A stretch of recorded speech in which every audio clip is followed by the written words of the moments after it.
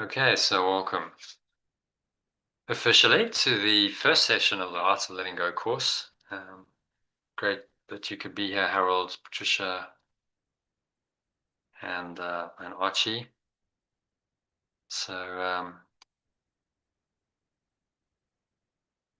I'm going to share my screen. Tell me when you can see this. Just take you through today's email. First of all, did all of you get did you get my email this morning? Apart from Harold, because you're not on the mailing list, but Patricia and Archie. And are you getting the Telegram messages as well? All good? Okay. I've been Archie? out, Jonathan, so I've not checked my email. Right. I am getting the Telegram messages. I'm sure Yeah. the email Yeah. would be Yeah. there. Yeah. Just check and see if it hasn't gone into spam or promotions if you use Gmail. Um, and I did send you an email instructions on how to whitelist my email address. So it's worth doing that just to make sure that it goes into your primary inbox and you get them every morning. Okay, and the same will apply to you, Harold. If you join the course, I'll send all this stuff to you. You've only missed today, so it's not a big deal to catch up. All right, so let me share my screen and let's dive into this. Can you see the screen? Great. So the format of my messages is I always start with a quote because it kind of sets the tone for the day. Today's quote is, "The day I knew peace was the day I let everything go," which I think is a very, very appropriate quote for the whole course, because it's making the connection between peace and letting go very explicit. So, welcome officially to the Art of Letting Go course, to the first session. You've made a commitment to transforming your life over the next 6 weeks, which is a commitment to start listening to and honoring your true self. So you're one of the chosen ones of this world by your own choosing. But you wouldn't be here unless you'd chosen to be here. But it does take a conscious choice. You'll be getting an email like this every day. So make sure you've whitelisted my email address, you follow those instructions, and that you're actually receiving these emails, because this is one of the ways the course is delivered. The other is through the Telegram group, where this information is duplicated, but in a shorter form. So you can use Telegram, you can use your email, just depending on what you prefer and how much time you have as well. So just your preparation for the journey. I just want to talk you through that a little bit. If we've read what I sent, but it's worth just going through. So treat the next 6 weeks as an extended retreat from the world. Although you're not going anywhere physically, normally retreats, you go somewhere. In a beautiful retreat center right now called Temenos in McGregor, and people come here for spiritual retreats. Problem with that is you've then got to travel somewhere. You've got to take time out, and you're never going to do that over 6 weeks. You can maybe do it for a few days, maybe a week at most. So over a 6 week period, you really have to do it online, but it's really psychologically just putting yourself into that retreat mode. Say, okay, so the next 6 weeks is a retreat from my normal world, although you still have to engage in it mentally and emotionally. You start a process of detaching to some extent from it. This is a transformation journey for you, so prepare for it like you would for any physical journey. You're not going away from your physical surroundings, but you're taking a holiday from your usual routines, habits, patterns of behavior, and ways of thinking that will, if you apply yourself to learning the new ideas and practices that you'll be exposed to during the course, become a permanent transformation in your mindset in your life. So these things, they say if you do something for 3 weeks in a row, and then you establish a habit. Obviously, that habit can be broken, but you've established a habit and you continue it. you've established a new habit in your life. So hence the 6 weeks, you've got a good period of time here to establish some really powerful new habits in your life. So like the caterpillar transforming into a butterfly, part of you will have to die, as I already mentioned, in order for this transformation or rebirth to happen. But this is only the ego part that tells you happiness lies somewhere outside of you and keeps you seeking perpetually outside yourself for this elusive butterfly. So visualize someone perpetually trying to chase butterflies, chasing, rather than someone just sitting down, as this quote says, and maybe one of you wants to read that. Patricia, if you can read that, happiness is a butterfly quote.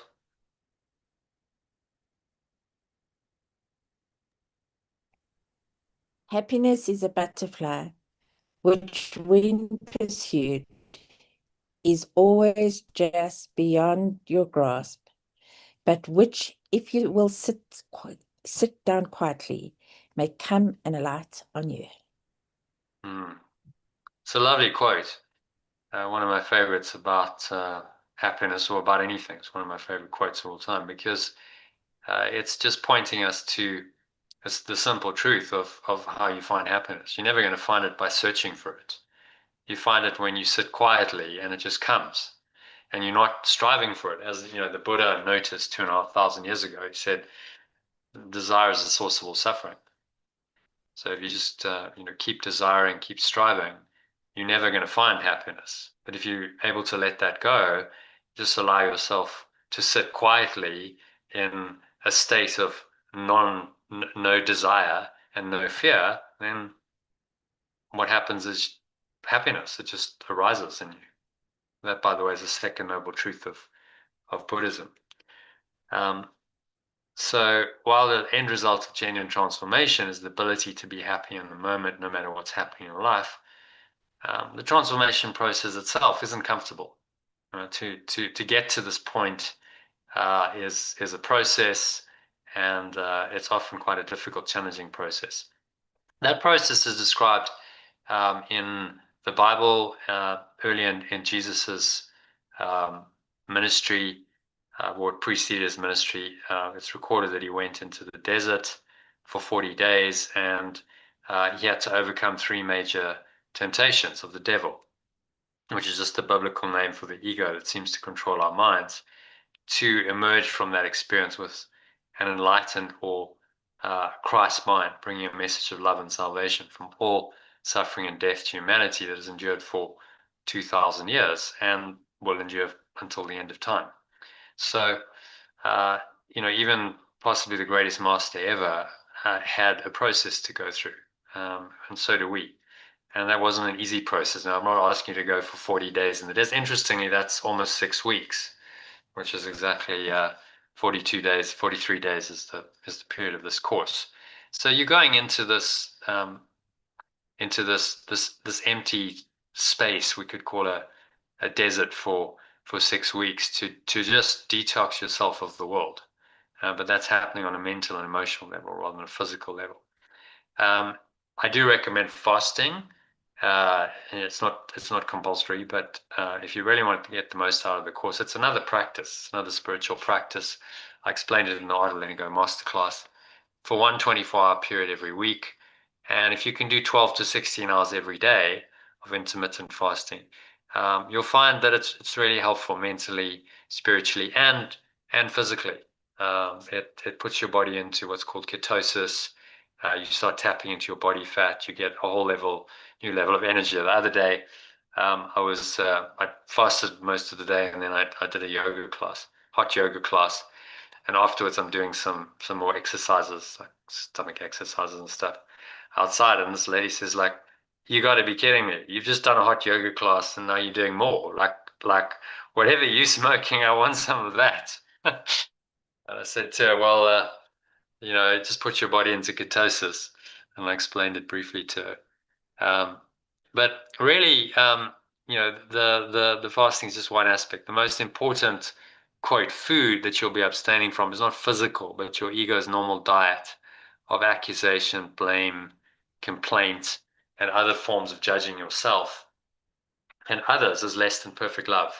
You can if you can start weaning yourself, start letting go of those patterns, the ABC of the ego, I call it, that it wants you to learn and practice diligently and faithfully in your life. That's the key to your transformation. And you've got to let go of those patterns that don't really serve you. Because you've experienced the effects of following its guidance, which in a word is suffering. And the other part of your mind, which is your true or Christ self that remembers perfect love, doesn't want to suffer anymore, or you wouldn't have signed up for this course. So your ego, which we're going to learn a lot more about in the next 6 weeks. So don't worry if you're not entirely sure what that term means.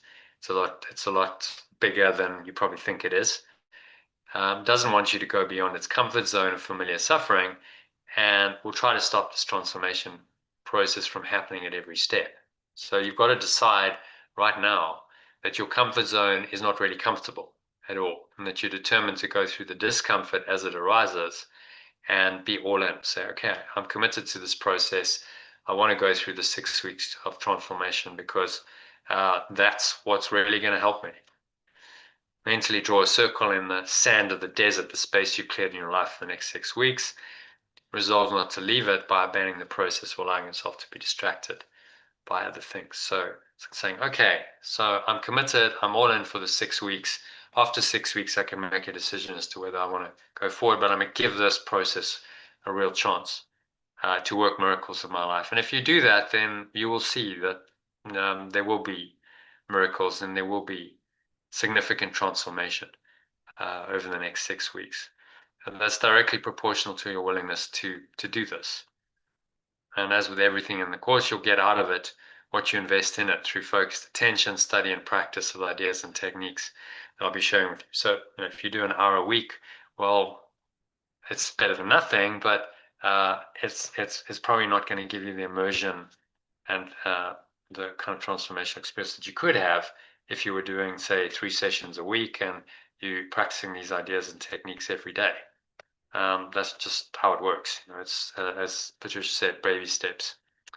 So the first thing to do, which I don't know if any of you have done yet, probably not, but is download and print your love and commitment letter. So I'll just share that with you.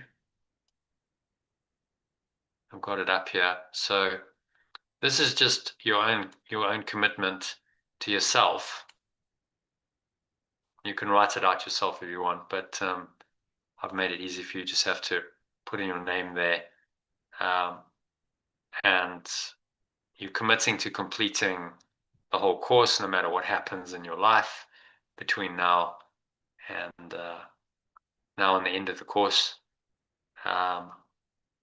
You understand that genuine spiritual transformation can be a difficult and at times seemingly painful process, but I prefer the pain of growth to the pain of guilt, fear, anger, unworthiness, despair, and fill in the blank, whatever else you're struggling with, and unhappiness in all its forms that I'm now choosing to let go of. So to help you do this and remember the loving self you really am, you commit to doing the following key spiritual practices every day until the 19th of April. So meditation in the morning is a key part of this. I'd recommend you do at least half an hour. I'm going to give you a half an hour, 40 minutes, and a 1 hour guided letting go meditation track, which incorporates a 10-step letting go meditation process. I use that as my meditation staple. I use it myself every day. I've tried many different meditation techniques, and honestly, for me, that's the one that works the best. So I just listen to myself every day because it actually doesn't really matter whose voice it is. It's the process that it takes you through. Reading the emails and the Telegram messages or Telegram messages. I said the information is duplicated. The emails just have more, and they take you through an ideal schedule. So let me just. So there you've seen today's email. We'll just go through the rest of it. But down the bottom, second part of the email, you'll see the ideal schedule for the day. Sorry, no, I haven't. It's the first day, so I haven't done the ideal daily schedule. But there's an ideal daily schedule. Your mind training material, quotes, anything that I want you to do. So, for instance, decluttering your living and your workspace is a really good idea. Spending some time over the next day or two doing that, cleaning up your physical space. You could also clean up things like your computer and your phone by giving them a wipe down and deleting old files, running a disk cleanup, a drive defragment. And all of this is just symbolic of your desire and intention to create the mental and emotional space to receive fresh information and the inspiration that goes with it. So the specifics of what you do are less important than the intent you're signaling to yourself in the world, because the most powerful form of affirmation is action. Remember that. When you do something, you're saying, yes, I believe. And the more you do it, the more you're saying you believe, which is why it works ultimately to build, strengthen your belief. So do make a plan to do this over the next day or two. And also make sure you whitelist my email address so that you can receive the emails. There's instructions which I've sent you in the Telegram group. So if you didn't get the email, it's in the Telegram group, and just follow that. It's for different email apps. Make sure that mail@lifemail.space, John O'Quayle, is put into a filter and whitelisted. As I said, the instructions are there, I believe. So you should have those on Telegram to make sure that you get all this. But okay, let's go back to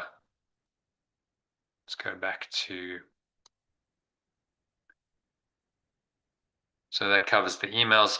Telegram, probably worth just showing you the Telegram group. So there it is. This is today's message. So you get a lot of the same stuff. It's just in Telegram instead of an email, and it's a bit abbreviated. You don't get everything in the email. So depending on what you prefer. But there's your love and commitment letter. There's the course information exercise pack, which I definitely suggest you download and print out. That actually includes the glossary of terms, but I've included it separately so you can read it. So these are the terms that I've translated into an alternative language. Worth reading that just to get familiar with it. Download that. We'll go through the instrument for peace, instructions for the power breathing techniques. Essentially, there's a breathwork course that's part of this. So I'm going to take you through those techniques over the next couple of weeks. The power sleep track, which I recommend you listen to before you go to sleep, and actually to help you sleep. I sleep with headphones on and the power sleep going all night. You may not want to do that, but I find it really, really helpful. And then there's this process, releasing resistance to transformation, which might actually be worth. So this is a release statement for releasing resistance to worth listening to. If you're new to this work, you might want to listen to it the first time, see what words I'm going to say, and then repeat it out loud the next 2 times. And then we'll go on to a positive statement and do that 3 times. So I think let's go through this process, because it's about releasing any resistance to this course to transformation process. It's a little meditation. So just make sure you're comfortable. Put your phone on mute so you're not going to be disturbed. And Archie, have you finished eating? Are you ready for this? Almost. Yeah. Almost. Yeah. Okay. So I'm just going to press play. That's good timing. There's Dawn. Very good timing. So she can join us. Hi, Dawn. Hi, I'm so sorry. Everything's happening all at once, so yeah. Sorry. No problem. Welcome. So we just about to do a little meditation, which is about releasing resistance to transformation. So Yeah, it was good timing because we were literally I was about to press play and go for it. So just to kick it off, yeah, put your phone on mute or silent and just sitting comfortably, back straight, cup your hands in your lap, close your eyes, and just go through this process that Sally's going to guide you through. She was a Art of Letting Go course graduate, and she stayed for the whole program. A spiritual teacher herself, and it was a particularly good process, which I've had her permission to use. So, all right, is everyone ready? Let's go for it. Can you hear okay? Yes, thank you. Is that loud enough? If you'd like to go straight into repeating it, and I'll leave a gap after each sentence for you to say. Go back to the beginning. Could you put the volume up just a little bit, Jonathan, please, on the Yeah, meditation? And I finished eating, by the way. Thank you. cool. Okay. All right. So, where are we? Is that the volume? Oh, that's the volume, right? Okay. So this is a release statement for releasing resistance to transformation. Is that loud enough? If you're new to this work, you might want to listen to it the first time. Yep, that's fine. Thank you. Okay. And then repeat it out loud the next 2 times. And then we'll go on to a positive statement. So you can say this aloud to yourself. Just mute yourself so that you don't come through. If you'd like to go straight into repeating it, then I'll leave a gap after each sentence for you to say it out loud. Yeah. So do say it out loud. It's very powerful if you actually state it. Okay, and then just mute yourself so that that doesn't come through. I release all my resistance to my growth, expansion and transformation, to knowing my true self.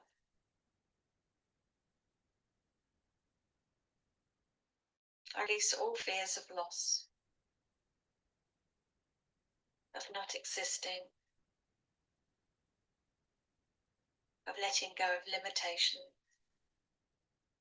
And just try and actually repeat it out loud. I think that's the best way to get the most impact from this exercise. Of old concepts of myself. I let go of feeling scared, of embarking on this journey. Fears of the unknown, of not knowing what will happen.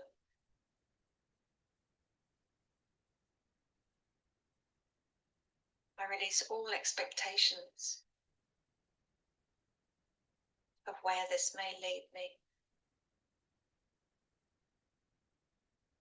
I release all of this now,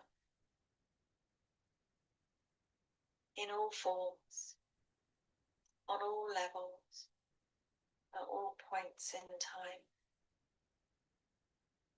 I release all my resistance to my growth, to expansion and transformation, to knowing my true self. I release all fears of loss, of not existing, of letting go of limitations, of old concepts of myself. I let go of feeling scared, of embarking on this journey. I let go of fears of the unknown, of not knowing what will happen.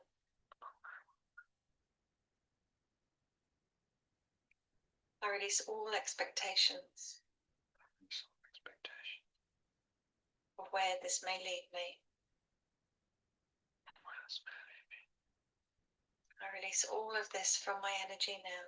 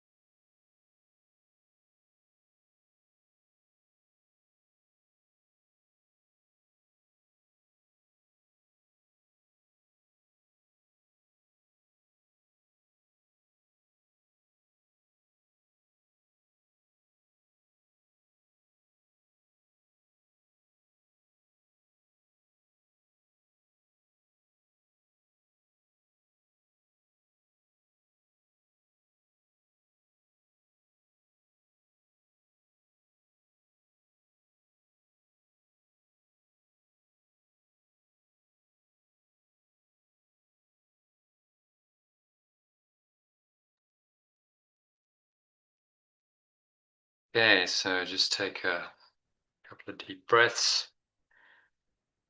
Notice how Sally wove the breathing into that meditation. Just breathing, sense of love, peace, joy, confidence in the guidance that you will receive throughout this process, this transformational journey. You're never alone. You're always guided. So there's really nothing to fear. Because whenever you need an answer, whenever you need support in any way, it will be there in whatever form is useful. You can accept that now, then all of your fear, apprehension, resistance to this process will be gone, because you'll know that it's all already handled, it's already sorted.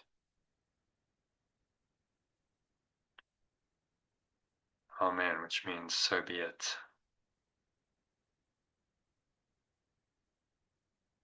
So just anchor this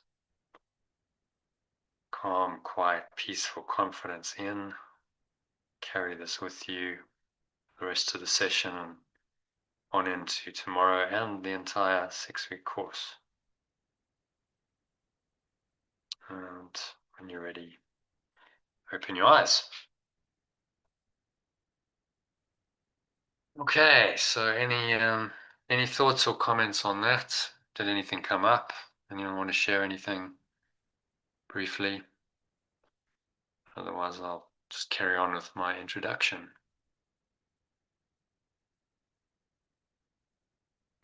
Was that useful? That was a nice meditation. Yeah, so Yeah. it's a good one, isn't it? Yeah. Which is why I shared it.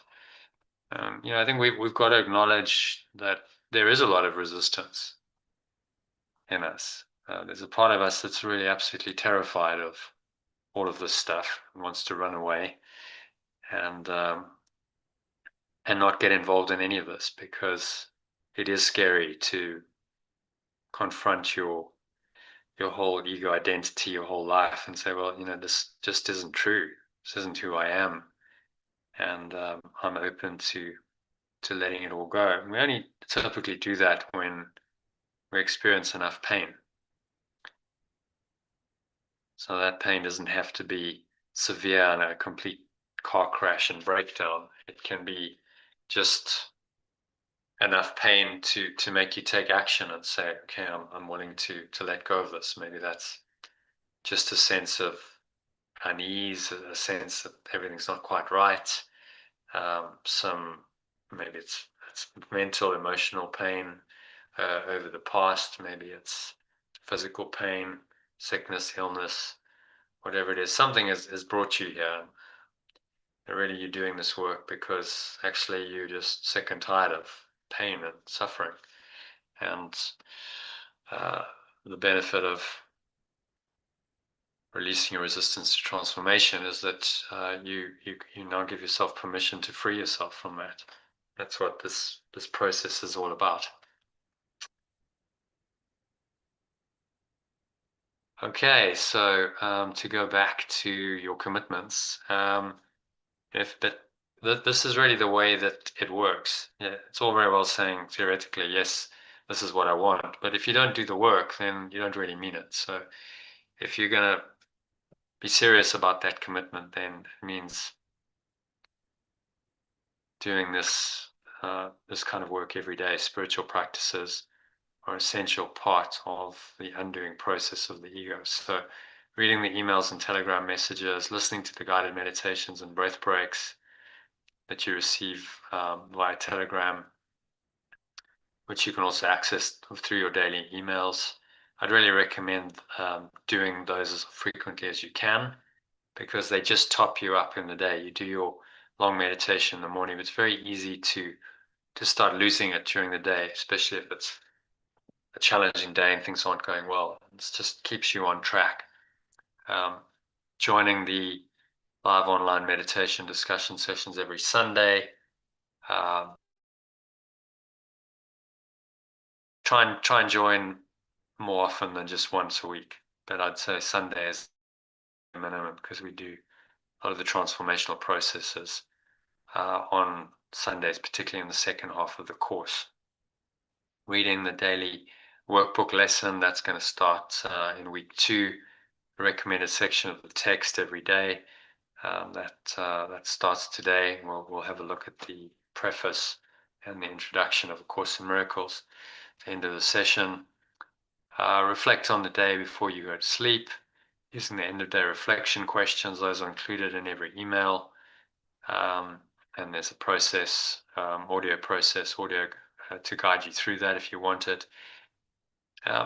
This is quite an important one. Don't talk about the experiences that other course participants share in the discussion sessions to anyone else. The idea is it's a safe space, and that whatever gets shared here in expressions is confidential. It's not meant to be shared with anyone else. And those expressions are not recorded except on the Telegram group, which goes to a small group of members, not for public consumption. Don't gossip about anyone. Keep your focus on learning from your own experiences rather than trying to fix, help, or improve other people and the world that's apparently outside me. So instead of going, oh, I just want to share. Some people are very much, I've got this great thing, I've immediately got to share it with people I know. Just go, okay, this for the 6 weeks, I'm not going to do any of that. This is my process. And it's very much an inward journey. After the 6 weeks, if you feel like sharing it, then by all means. The golden rule, which is just thinking, feeling, and behaving towards other people as you would like them to think, feel, and behave towards you in all your interactions. Not always easy to do, but really double down on that and try and make that a big part of your life in the next 6 weeks. And then possibly most importantly, number 10, watch your thoughts, emotions, words, and behavior like a hawk, and don't judge or condemn yourself or anyone else when you notice that you've made a mistake. So you just really be super vigilant of your thoughts, emotions, words, behavior, everything. And if it's out of accord with these principles, then notice it. You don't have to beat yourself up about and go, oh, you're so bad, you're never going to get this. Just go, okay, I notice, I'm out of alignment there. Okay, thank you for showing me that. And be open to the correcting it. And that correction will be a letting go of the thoughts behind it. There's a thought system behind your emotions, words, and behavior. And that's what we're trying to get to, that core self-concept that then manifests in emotions, words, and behavior. So the first step in doing that is vigilance, is awareness. Second step is the decision to let it go. It's really a step process, but having the awareness requires a lot of mind training, because often we're just not aware of what we think. How often do we say things and we go, oh, I didn't really want to say that, but it just kind of came out in the heat of the moment. We've all done that. So I want you to just close your eyes again. Let's just do a quick process where you speak this. Again, mute yourself and speak the last paragraph of this. So repeat after me. So you breathe in. So I'm all in to mastering the art of letting go. And I'll pause, then just repeat it. Breathing in again and experiencing authentic happiness, fulfilling flow, higher purpose, ecstatic well-being, and true success as my new normal way of being and living from this moment on. This is your new normal. Say, I commit to making the most of this life-changing opportunity.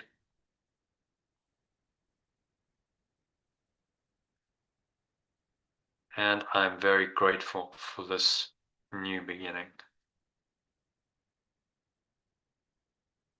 I'm all in. Okay, so what I want you to do is just print this out and actually sign it and date it. If you haven't done it already, do it tonight or tomorrow, and stick it up somewhere on a wall, somewhere where you're going to see it daily to remind you. Right. This is about reminding you. It's about keeping yourself accountable and saying, look, you've made this commitment. This is a commitment to your higher self. No one is going to chase you and say, well, you haven't done it and you're really bad. And if you don't do it, but it's a commitment to your own higher self and to your growth, which is the most important commitment of all. So this is a reminder for you just to go, okay, there's my accountability. I've signed it. And when you're tempted to not do these things, that's there to remind you, okay, hang on, you made a commitment. So what's going on? Why are you wavering a week or two into this when you committed to this and it's in writing? So that's why I put this together. Use it as a tool to help you stay committed over this 6-week process. I'm also going to ask you to buddy up with someone tonight. So at the end of it, hopefully you'll have a feeling of who that person should be, and that person will be your buddy for the duration of the 6 weeks, and you can connect with them as often as you want. So daily, you can text them, you can chat to them, and the idea is to again just have a buddy who's going along on the journey with you. And keeps you accountable. It says, what's going on, buddy? Okay, if you're feeling low, then you got someone to pick you up and help you to, get back on the bike, so to speak, and maybe join a session when maybe you wouldn't have. So at the end of the evening, we'll do that process. Hopefully, you'll have an idea of who that should be, or I'll help you. And both of these things are just there to help you to really get the most out of this, to be as disciplined as you can possibly be in this process, to stick to it, because that's how you're going to get the most benefit from it. Okay, so any questions about any of that? All good? You're all commit to doing it? Great. So, make sure you print that out tomorrow and sign it, put it up somewhere so that you can see it. All right, so where are we? Let's go back to the email. I think most of the housekeeping's out the way. I've talked about decluttering your space. That's very important. So do that over the next day if you haven't done it. Whitelisting my email address. I think you're all part of the Telegram group, so that's already accomplished. Just watch that. So some people don't really look at Telegram. You need to really look at Telegram every day if you're not looking at the emails, because otherwise you're just going to miss a lot of the messages and the communication around the course, and that's how I communicate with you. So make sure you check Telegram and the AOLG Club members group in Telegram particularly for the text messages, times of the live sessions that day, and anything else will be on there. You're also welcome to post questions, comments, inspirational material in the group, provided all your posts are positive and constructive. What we don't want is personal criticism, promoting businesses or causes that you hold dear as not. The whole point is to try and let go of these things rather than bring them into the course. So, just if you think it's going to be helpful, if you think it's in keeping with the theme of the whole course, which is letting go, then by all means post it. And if you have any comments on anything that I post, by all means make them. Maybe we can get some conversations going, which then become a source of their own learning. So use it for the interactivity. I used to do it on Facebook, but I just then we got into Telegram because it's more powerful in terms of sending the recordings and stuff. And so that's the platform to do this kind of thing, post questions and comments and so on. And then if you haven't already downloaded your toolkit for the course, then I'd really suggest you do that. The Love and Commitment Letter, which I've just shown you, is there.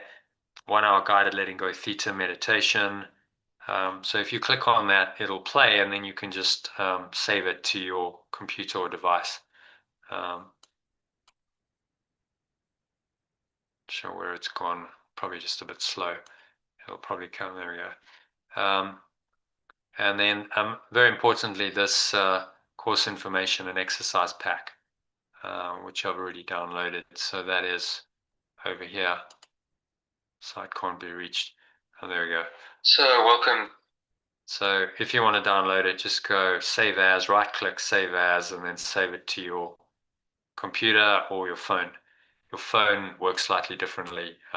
You tap the 3 dots, but it's an hour meditation. I'd really, really recommend that you do that every morning, certainly in the first week. So there you can just choose where you want to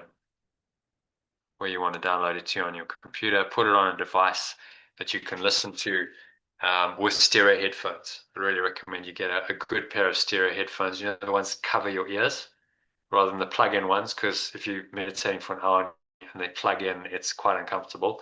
So nice kind of padded, you can pick them up for, I don't know, 10 to 20 pounds in shops or on Amazon if you haven't got one, and then put the meditation on a device that you can plug those stereo headphones into. I prefer the ones with cords rather than the Bluetooth ones, because Bluetooth, sometimes the connection can break. And also Bluetooth is putting a frequency into your ear, which isn't great. You don't actually want frequencies near your ears and your head and so on. So a cord, just then the signal runs up the cord. You don't have any of that. So I really recommend one with a cord.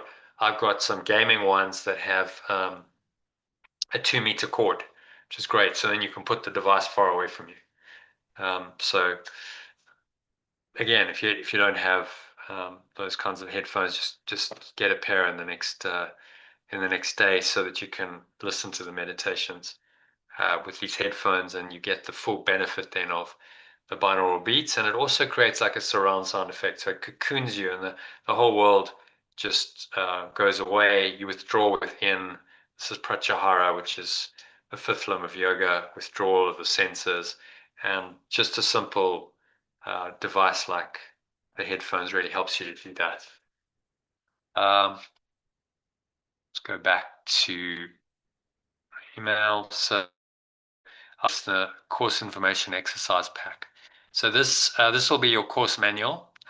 It's about 60 odd pages, which I'll go through the table of contents. That quote really summarizes, I think, very beautifully what's involved in this course. Perhaps Archie, if you can read that for us, try and make these sessions interactive, so it's not just me talking. Yeah.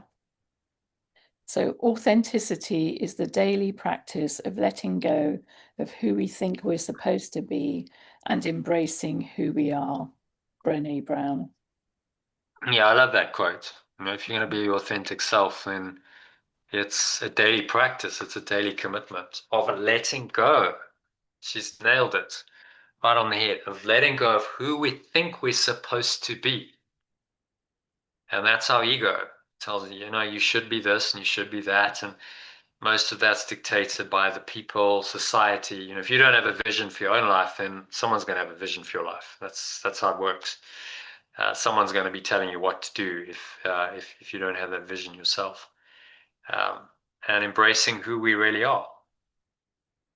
And that's a moment by moment choice. You know, when you're tempted to doubt and fear and worry and get angry and attack, then there's a practice of saying, okay, this is not who I really am. This isn't who I really am, and I'm willing to let it go and allow this other self to arise, because you already are that self. So here's possibly the most important principle of this entire course. You already are that self. You don't have to become that. You already are that. You just have to strip away what covers that over. So this isn't a masterpiece like a blank canvas and now you've got to go and create it. It's more like a sculpture where you've got to chip away everything that you're not, everything that's not the authentic you, to reveal what is the authentic you. Michelangelo, the greatest sculptor probably in history, was asked how he did the great sculptures he did, particularly the David, which is probably the greatest sculpture, pretty much acknowledged by all the critics ever. How did he do this absolute masterpiece? And he said, all I did was I cut away what wasn't the authentic David. I took away what wasn't authentic, and what was left was then the authentic sculpture, which already existed inside of the marble. It just had to be revealed.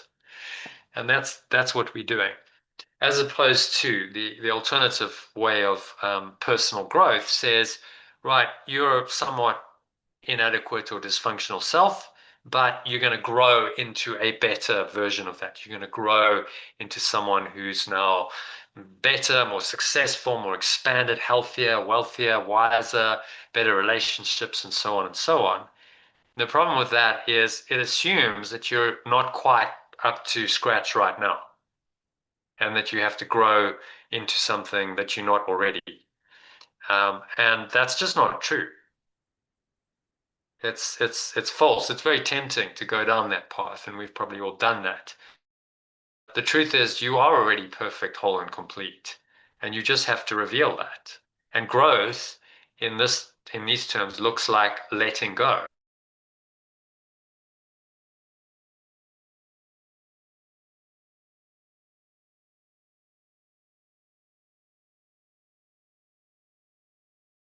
Sorry, I just dropped out there.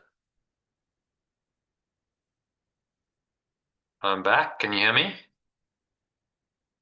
I think my internet just dropped out there briefly. Yeah.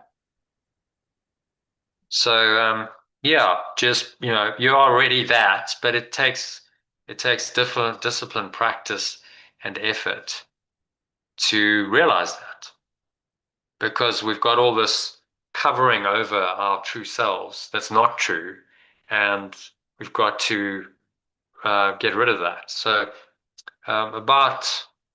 I'll share an experience that I had very close to you, actually. About 5 years ago, to 2021, I did a Vipassana retreat in Wellington, which is not very far from McGregor, where I am currently. So it's almost kind of a revisiting of what happened 5 years ago.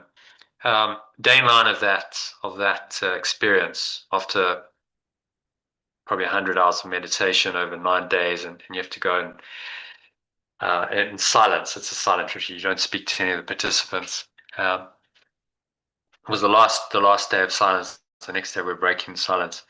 And I remember just, it was about lunchtime, just going,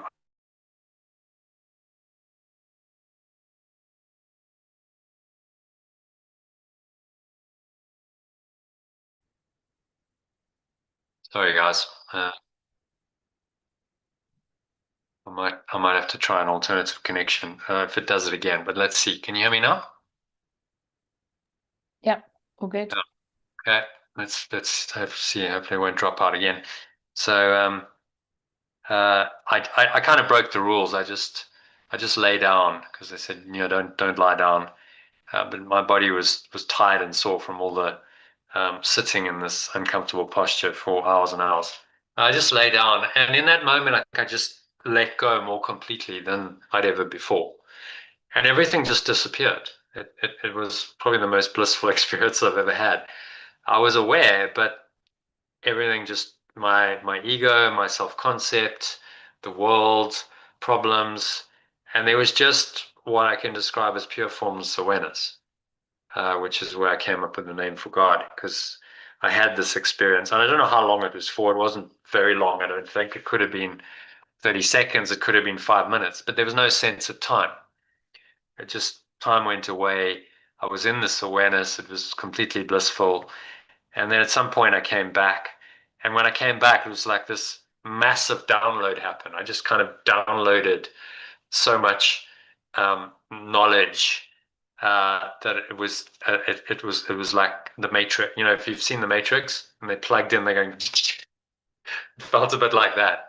Felt like the whole course and everything I'd studied up till that point just kind of downloaded and dropped, and I just suddenly got it. And the insight I had was that the entire world is just this projection of the separate self in my mind, and all of the difficulties and the pain and the suffering was my doing. I was responsible for that. I just created this veil of illusion, which is everything outside of me, to cover over that pure formless awareness that I just discovered. And that's the only point of the world. That's why it's here. And then it suddenly made sense to me, you know, all these teachings about the world is illusion, the world's Maya, it's a veil of illusion. You go, oh, I get it. The whole thing is a construct of my mind designed only to cover over that pure awareness which I just experienced, which was so pure, so innocent, so holy. Words, you can't really describe it. It's just like, it's perfect. There's nothing wrong. It's absolute perfection. And then I cried because I was like, I can't believe that I've done that I've covered over that pure awareness with this crap, with all this stuff that I'm dealing with this world. It's just like, why did I do that? That was the most stupid thing I could ever have done. But that's, you know, when you start waking up, you start going, okay, I did this. I can't blame anyone else because I did this. I decided that I didn't want that pure awareness. I wanted to be a separate self instead. And I wanted to cover over that awareness with a separate self concept. And then I had to invent a world to go with that separate self concept. And now I seem to be living in that world, and now I've forgotten who I really am. And this is the whole point. This is the human condition. We've forgotten who we really are. We've forgotten that pure awareness. And the journey is to remember it. Remember who we are. Remember that we are that awareness, and that it's still our true identity. And nothing has really changed that. Despite all of the illusions that we hold in our mind, none of those mean anything. Which is why letting go then becomes absolutely critical, right? If that teaching is true, then letting go is the only way you're ever going to discover who you are. Which is why understanding and accepting the truth is so important.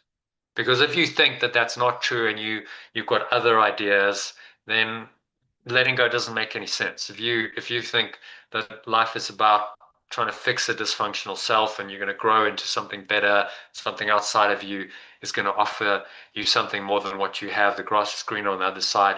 If you think that, then letting go makes no sense at all. You won't let go. You won't be able to let go because it won't make sense to you.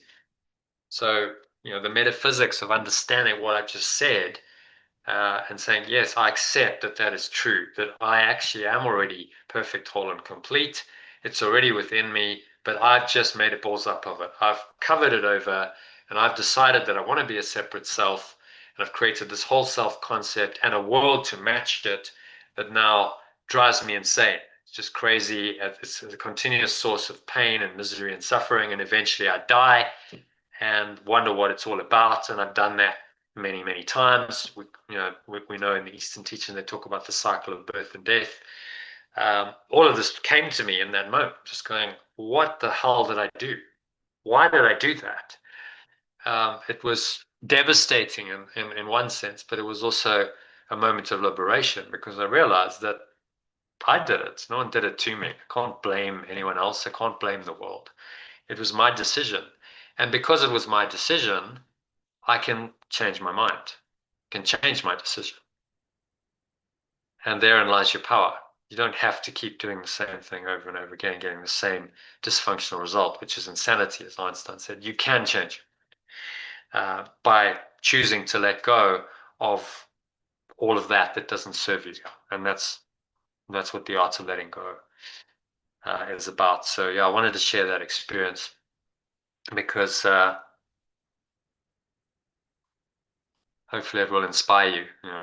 That experience came not just because of the Vipassana retreat, it was a culmination of many, many years of spiritual practice, and the Vipassana just kind of was a catalyst for it to happen. So who knows what might happen for you in the 6 weeks. I've seen profound experiences, mystic experiences, profound transformation happening if people go through the whole process, usually towards the end. But there's a process to go through. So often what happens if you go through this process is the physical body plays up, and you can get detox symptoms. Sometimes people can experience pain in the body, sickness, illness. That's all part of the process of becoming aware of what needs to be let go of. So all of that can happen. It doesn't happen to everyone, but it can happen. I'm just telling you so that you're prepared. And obviously when it happens, we're going to be doing ongoing sessions. We can discuss it. We can help you work through it. But whatever happens, you got to say, I'm up for it. Whatever happens, bring it on, because I'm done with the ego. I've had enough of the suffering. I'm finally willing to take it on. If you remember, has everyone watched the Matrix movie? If you haven't, I will recommend you watch it as our film study in this course. But my favorite scene is the scene on the platform where Neo is confronting Smith, the agent, and he's getting the shit kicked out of him. He's getting hammered. He gets kicked to the end of the platform, and he's bleeding, and he spits the blood out, and he gets up and he does a couple of kung fu moves, and then he goes, "Come." And that's the moment when his transformation, when he starts to accept his true self, and the operator says to Morpheus, who's watching this whole scene, saying, what's he doing? And he says he's beginning to believe. He's beginning to believe in who he really is. So he's not scared of the ego anymore. Smith representing the ego that just wants to beat him up and kill him. And he's saying, okay, come, give me your best shot, because I'm starting to believe in a power that's greater than what I'm facing, which is exactly what Morpheus, who's his mentor, has trained him to do, to say, you will take on these guys, and someone has to face them. In other words, you have to face the ego at some point. You can't keep running away and hiding from it. And then, he's about to die, and Smith has got him in a lock, and the train's coming. He says, "This is the sound of your death, Mr. Anderson." And he says, "My name is Neo." And he literally casts the demon off his back, does a little backflip, and it's like he's just claimed his true identity in that moment. He's just gone, okay, I'm not Mr. Anderson, the false self in the world. I'm Neo. I'm the one. I'm the Christ. And he had to go through that whole experience of facing his ego to realize that. Very, very profound movie. So we'll study the whole thing. But the symbolism of it is huge. And that's really what we're called to do. This course is saying, okay, I'm done with running away from the ego. I'm done with hiding from it. I'm going to take it on. And I know that there is a power within me that is greater than anything that the ego can throw at me. And that's when your transformation begins, because then there's nothing to be scared of. It's like, okay, the ego cannot face your true self. Right? It will fail, and it will be undone, and it knows that. And so it's going to try everything it possibly can to distract you from that, to make you doubt, to stop you doing what you should be doing, to undo it, because it's fighting for its survival, right? So that's what's going on, and that's why this process is difficult, because there is a huge amount of resistance in you to letting go of that separate self and saying, okay, I'm done with this. I'm no longer Jono or Patricia or Archie or Harold or Dawn. I'm no longer that. I'm just pure awareness, and I'm willing to accept that that's my true identity, and I'm done with all the nonsense of the separate self. And the separate self will go, oh, but hang on, I offer you things. I can offer you some goodies. I can offer you nice stuff. And that's also part of the letting go. It's letting go of what you valued before, what you thought was good and nice in this world. As I said, it's a process. It doesn't all happen at once. But we're going to look at all of this and really kickstart this process. So after 6 weeks, you'll be in a position to say, okay, I'm up for this, I'm going to carry on, and this is going to be for the rest of my life, or no, thank you, I'm too scared, I'm too frightened, I can't do it right now. And I have had people who do that. They literally just run away and they go, I can't do it anymore. It's not for me. Okay, that's just where they're at, and wherever you're at, that's where you're at. But if you're really open to discovering who you really are, and letting go of your suffering, because that's what it's about. All of that dysfunction, that pain, that suffering, which seems to be an integral part of the human condition, but it's not really. The human condition isn't true. That's the whole point. It isn't who you really are. So you aren't really human. That's what you've got to accept. You think you're human, but you're not really human. You're just a human. You're just a spirit masquerading as human. You're pretending that you're human. The whole thing's a pretense. The whole thing's a sham. It's an illusion, which is why it doesn't feel good. Which is why something in you goes, something's wrong with the world. As Morpheus says to Neo, when he's giving him the choice to take the blue pill or the red pill, he says, you've known it all your life. It's like a splinter in your mind driving you mad. Something's wrong with the world, but you can't say what. It's just something's off. Something's not quite right, and you can't really put your finger on it until you go down a path like this, until you start learning the truth, and then it starts to reveal itself moment by moment, a little bit by little bit, and you start going, okay, I'm seeing actually the immensity of it. I mean, it's huge. You're going, if the whole world's an illusion and I'm not who I am, that's a massive idea. It's a huge idea, isn't it?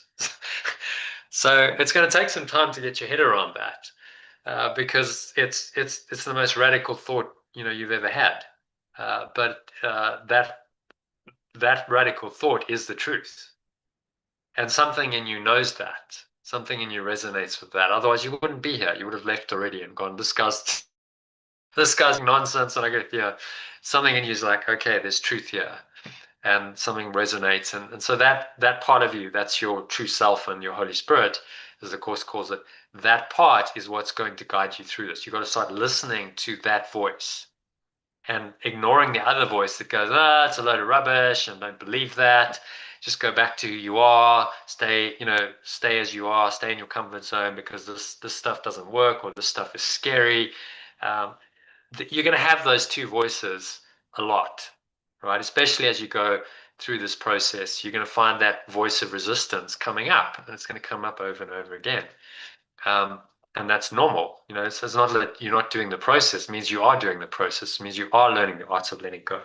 When it comes up really strongly, it means that you're pushing its buttons, and that's a good thing. That's what you want to do.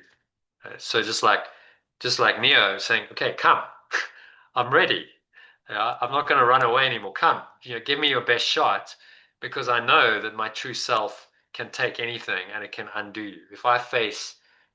If you face off against the ego, it cannot sustain against the power of your true presence, of your true identity. It will be undone, and that because it's been done by other people. Neo in the movie symbolizes the Christ. It's been done by spiritual masters throughout the ages, people like Jesus and the Buddha and Lao Tzu and Krishna and Socrates and various of these other masters who've graced our presence. They've done it. So it has been done. It is possible. And the only question is, will you do the work to make it possible for you? Are you going to be the hero of your own life? Are you going to step into those shoes? Which leads me quite nicely, I think, into the hero's journey. So let's have a look at that. Very briefly, because I did promise that. We'll do this a number of times, so it's just an introduction to it. We'll go into it in more detail in the course, but this is really what. Can you all see the screen, by the way? This is really the full breakdown of what's called the hero's journey. If you're not familiar with it, it's was a concept formulated by a guy called Joseph Campbell.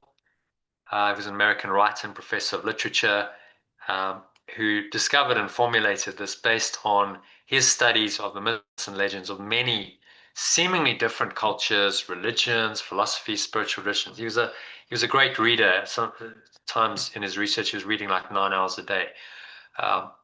And the more he read, the more he started to see that there's really only one story in all these cultures, right? And this was a struggle to find and listen to our true self and its guidance. That's the one universal theme of human life contained in all the myths and legends. So, for example, the quest for the Holy Grail in the Christian tradition, the Philosopher's Stone in alchemy, uh, any great story, any great myth, legend, you'll find the hero's journey in there, right? Once you're aware of it, you see it everywhere, and it's in a lot of the great movies. You know, the epic movies. Think of Lord of the Rings. Think of Star Wars, Harry Potter, the Avatar movies more recently.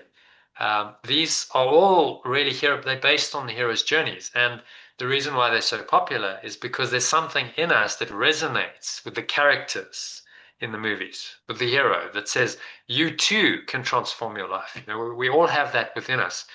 Hollywood script writers know that. And so they write the scripts according to this 12 phase, these 12 phases. So Joseph Campbell came up with a more basic version which had three main parts of this monomyth, as he called it, where the hero chooses to undertake to discover who they really are in the face of various obstacles and difficulties. So the first stage of that is departure from the known world, which is perceived through the hero's normal, in other words, egoic thought system. Then, secondly, initiation to the unknown world, perceived with new spiritual awareness. Finally, return to the known world, the awareness of who they truly are to help other people and society. And you look at any journey of a spiritual master, let's take Jesus, departs from the known world, disappears for 13 years. We don't know what he did, but I suspect he went to the east, probably went to Egypt, Greece, traveled around, learned a whole lot of stuff, then comes back into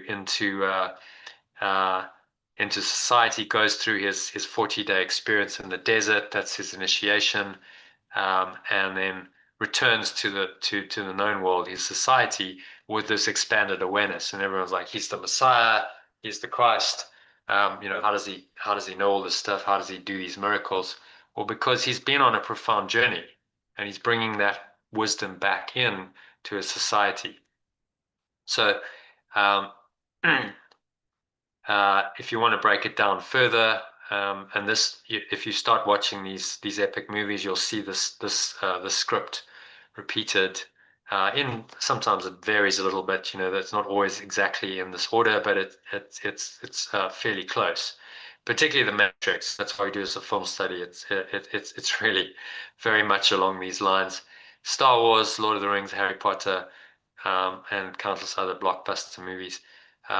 Anything epic where it's good versus evil, then this is usually part of it. And the really deep movies have the hero's journey. The sort of B-grade movies, typically the hero, action hero doesn't really learn very much. They don't go on a hero's journey. It's just all like fighting, and the hero wins, but it doesn't have the depth that these epic movies do, because it doesn't have the full hero's journey in it. So first act, and known, is the ordinary world. That's your current reality. Then you have a call to adventure. Something or someone comes along. In your case, I invite you to do a masterclass. You show up to that, and then you take the next step, and you show up to this, and you sign up to the course, and you say, okay, I'm in for this. So that's the call. Meeting the mentor. In this case, that would be me, but there's other mentors that can come in your life along the journey. There's also the refusal of the call, which is quite interesting. So that's the resistance that we experience in the Matrix movie. Remember where he's on the on the balcony. He's got to climb out, and Morpheus says, "You've got to climb onto the scaffold." And he's going like, "I can't do this." That's the refusal of the court. He's going, I can't do it. I'm not ready. And he gets scared. Fortunately, he gets another chance. Morpheus calls him again and says, "Do you want to meet?" And he says, "Yes." And then he gets the chance to cross the threshold, which was classically shown in the Matrix movie with the pill scene. You know, are you going to take the blue pill or the red pill? He chooses the red pill, and by that decision, he crosses the threshold and goes into the second act, which is the adventure. Now where he's okay, so I'm out of the Matrix, but now my journey's really just starting, because there's tests, there's trials. I've got allies, I've got enemies. If you remember on the Nebuchadnezzar, I'm just using the Matrix as an example of this because it's a really good one. You know, there's the traitor Cypher, but he's got allies in Trinity, and Morpheus are really for him, and then the others are kind of, you know, testing him. Even that little mouse guy, you know, tests him. So this is all demonstrated quite well, which is why we'll watch the movie as we go. Then approaching the inner cave, so that's now he's getting closer to his true self. He goes and he visits the oracle, if you remember, goes into this room, into the cave. She prepares him for the ordeal. She says, you know, you're gonna have to make a choice. It's either gonna be your life or Morpheus's life. He then goes through this ordeal where he has to go back in and save Morpheus, and he has to face the agents. He has to die, but he resurrects. And interestingly, you know, this includes these Christian terms: resurrection, atonement, or atonement, as I prefer saying it. And then the final scene is he returns into the Matrix now as the awakened one, and he makes that call to who we discover in the next movie is the architect of the Matrix, saying, "Right, I'm going to show these people what you don't want them to see, and where we go from there is a choice I leave to you." So he's now got the wisdom, he's got the knowledge, he's awakened, and he's gonna try and awaken others. So that's the elixir, that knowledge of the self. Classic hero's journey, possibly one of the greatest movies of all time, if not the greatest, because it follows the hero's journey so well, and it makes a profound commentary on society. So there's the individual hero's journey, but it's also telling us, you know, what the nature of the world is. It's got this fundamental, the idea that the world is an illusion, and that, you know, the only purpose of the world is to awaken to who you are, embedded in that. So yeah, we will do that as part of the course. I just wanted to introduce you to the hero's journey because we will be fleshing it out. We'll be discussing it fairly frequently as we go, and you'll get to know it a lot better and start identifying where you are in the process. That's also kind of helpful. So when things get difficult, go, okay, well, that's actually normal, right? The trials, the tribulations, the failure, it's a normal part of the hero's journey. Well, it's never meant to be easy. That's hugely helpful, because if you expect it all to be easy, and then when things get tough, you're going to be disappointed. You're going to go, I'm doing it wrong. It should all be easy. You know, enlightenment should be, oh, just amazing bliss. No, you know, the hero's journey teaches you that, you know, there's a lot of difficulty to go through, and that's a normal and essential part of the process, because the difficulties and the trials are you facing your own ego and learning to overcome it. That's how you do it, through facing the tests and the challenges and the trials. And finally, you know, the elixir is understanding who you are, knowing that you are more than just a little ego, and actually living that, becoming the one, becoming the Christ, rather than just idolizing, worshipping, wishing that you were that. It's about stepping into that and saying, yes, I am that. And that's part of what we're going to do in this course. So I'm going to take you through quite a profound process. We go into the second part of the course. Where we set the second part of this Art of Letting Go course manual is really a series of exercises. So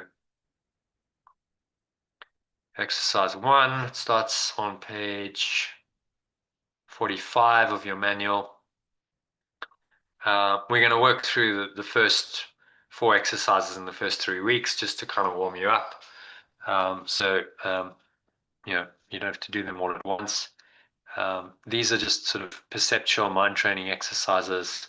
Thinking out the box is a great one.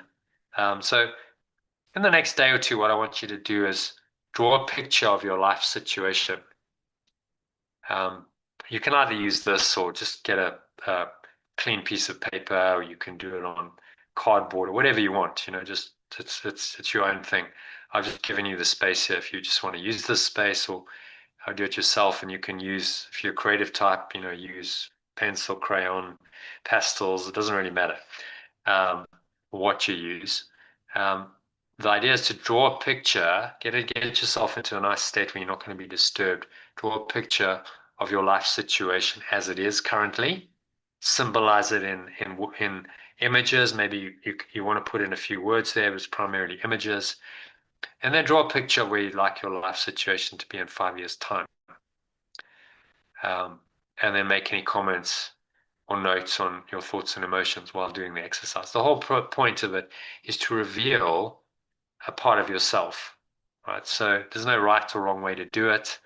Just be aware of what unfolds and then note that. This is all about starting to build awareness. So do that exercise in the next day or two. These we'll get to later in the course, but if you want to have a look at them, thinking out the box, this is a good one. Drawing 4 straight lines through all 9 dots without lifting your pen. Yes, it is possible. So the most important thing is notice when you can't do it, what happens. Notice how you feel, notice how you're thinking, because again, that makes you aware then of your ego patterns. And if you find yourself getting angry with yourself or frustrated, then the exercise is doing its job. 16 boxes, that's another interesting one. See how many boxes you can see there, write it down. Tip is that there's a lot more than you think there are. And then finally exercise 4. So if you have a look at that, you can just do this one now. Have a look at the box on the left. And can you see on that cube? Can all of you see 2 ways of seeing that? Can't see both at the same time. You all got that? So the one way is that it comes out to the left and it looks like going this way. And the other way is that you're looking down on the box, and that becomes the top or the roof, and that one is the floor. At the same time, if you notice that, it's like you switch. You can blink and then you see another one. Perceptual exercise, because it's showing you the nature of perception, right? It's the same thing, but you're seeing it in 2 different ways, and you can only see one at a time. That illustrates a fundamental principle of perception, that you could in different ways, and that you must choose. In our teaching, you must choose between the ego and the Holy Spirit's way of seeing. It's the same thing. It's the same situation, it's the same world, but you must choose between 2 different perspectives on that world. And that perspective then creates your reality. Like which perspective you see defines your reality. If you choose to see it in one way, then you automatically exclude the other way, and vice versa. So that's what this perceptual exercise demonstrates. That reality isn't in a fact. Reality is perception. Reality is how you perceive it to be. That's a very, very important spiritual principle. Then if you move focus to the right one, just have a look at that for 10, 20 seconds and see if you can figure that out. See if you can make any sense of it.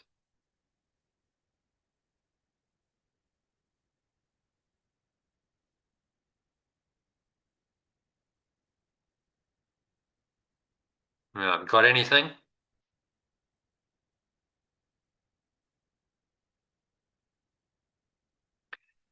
And if it's not making sense, it's because it doesn't make sense. It's called the impossible cube. So notice the difference between the two. The one does make sense, and you see two different perspectives on it. This one doesn't make sense because it violates the physical laws. So that is in front of that, and it shouldn't be. And you look at it and you go, hang on, it doesn't make sense, and my mind's trying to make sense of it, and it doesn't make sense. In the same way, that one is in front of that one, and it shouldn't be. So there's something amiss here. And this kind of symbolizes the world. The world is an impossible cube, and we look at it and we look at it and we try and figure it out and we try and make sense of it, but it doesn't make sense. And the more you look, actually, the more confused you get and the more frustrated you get. And the answer to that impossible cube is simply to recognize it for what it is, that it's impossible, that it doesn't work, and that the only thing to do with an impossible cube or problem like that is to let it go. That's the only way out of it. If you try and figure that out, you'll just get hopelessly confused and lost. And you'll never.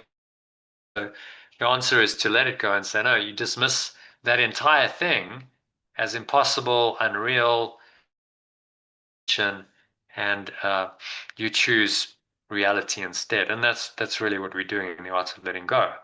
Is saying the impossible cube, the illusion of the world, which your ego mind's been desperately trying to figure out and years for lifetimes, is impossible. You're never going to do it. It's an impossible problem to solve. So perhaps you just need to wake up and realize that it's impossible and accept that fact and then let it go. And when you do that, the relief is enormous. It's like, oh my goodness, I don't actually have to figure the world out. Thank God. I've been trying to figure this impossible situation out, and I've just been failing miserably. Okay, it's finally someone, in this case Jesus, is telling us the truth and saying, look, you're just never going to get this right. It's never going to happen. So give it up. Just let it go and go to the truth instead. And what a relief. Okay, you don't have to figure out an impossible world anymore. You don't have to fix all the problems in an impossible world, which is impossible. And just look at what's happening in the world now. Guess what? We got war in the Middle East again. Like, that's a familiar theme, isn't it? How many times in your lifetime has there been war in the Middle East? 5, 6, 7, I don't know. Just there's always a war going on there. So what's really changed? Nothing's really changed. Are we ever going to fix that problem? Probably not in our lifetime.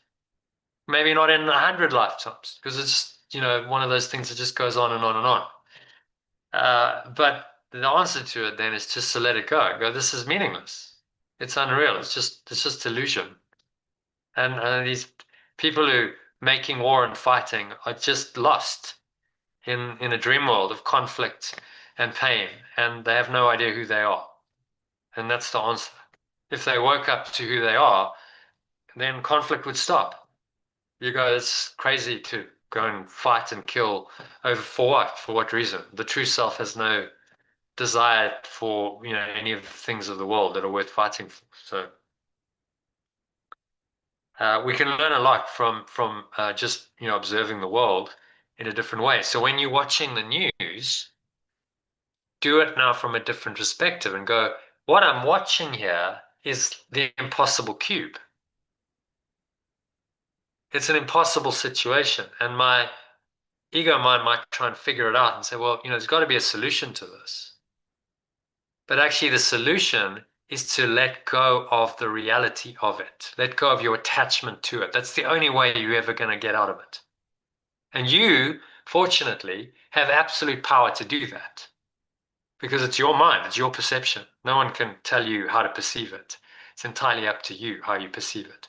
No government, no leader can control your mind and your perception for you. That's your responsibility. And therein lies your true power, right? It doesn't matter what Donald Trump does. You have the power to either believe it or not, or let it go. It's either going to affect me, or I'm not going to give it the power to affect me.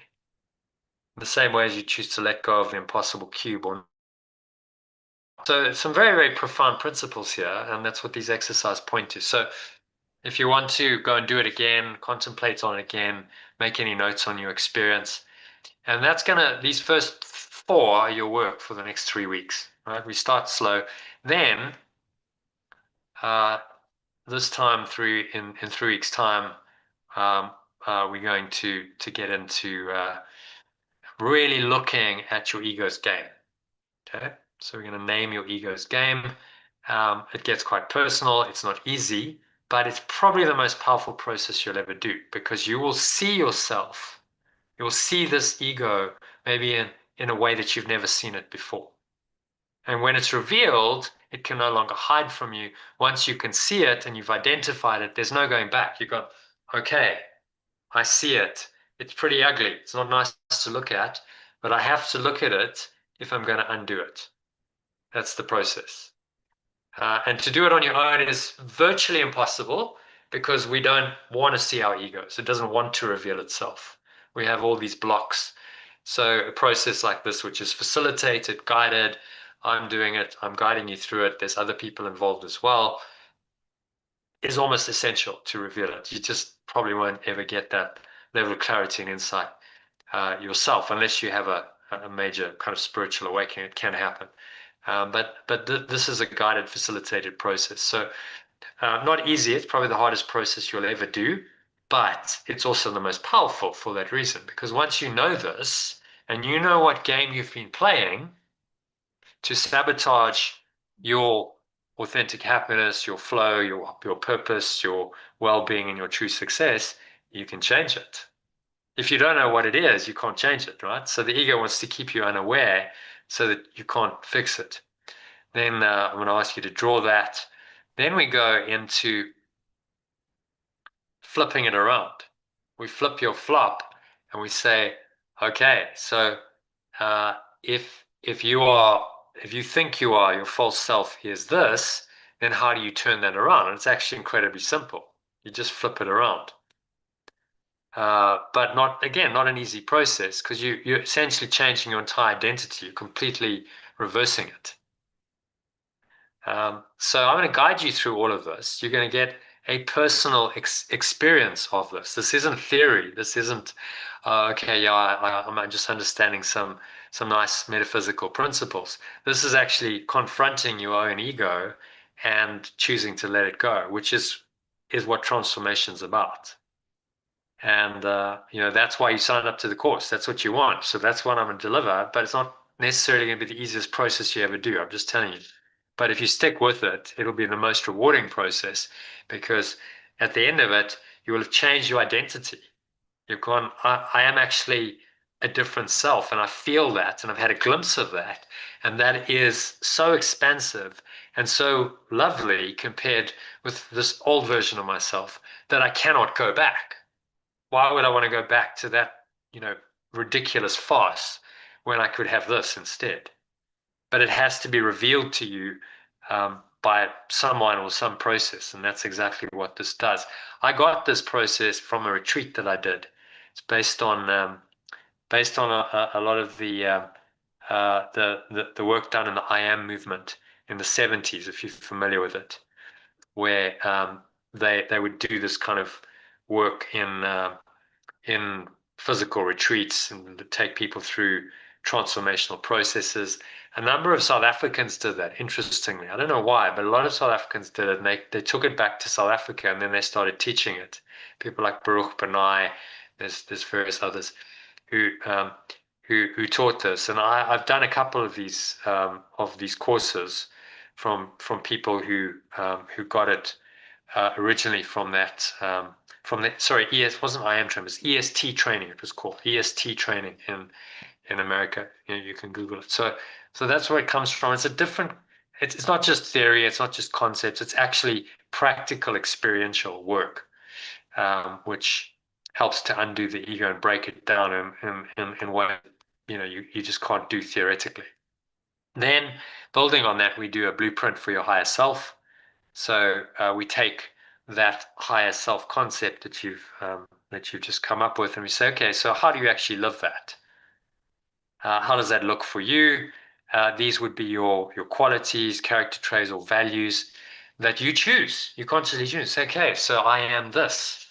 For instance, I am kind, or I am grateful, or I am loving, or I'm committed, or I'm determined. You know, there's hundreds to choose from. You need to choose 7 to 10 that are really going to serve you. These express and manifest your higher self that you've discovered.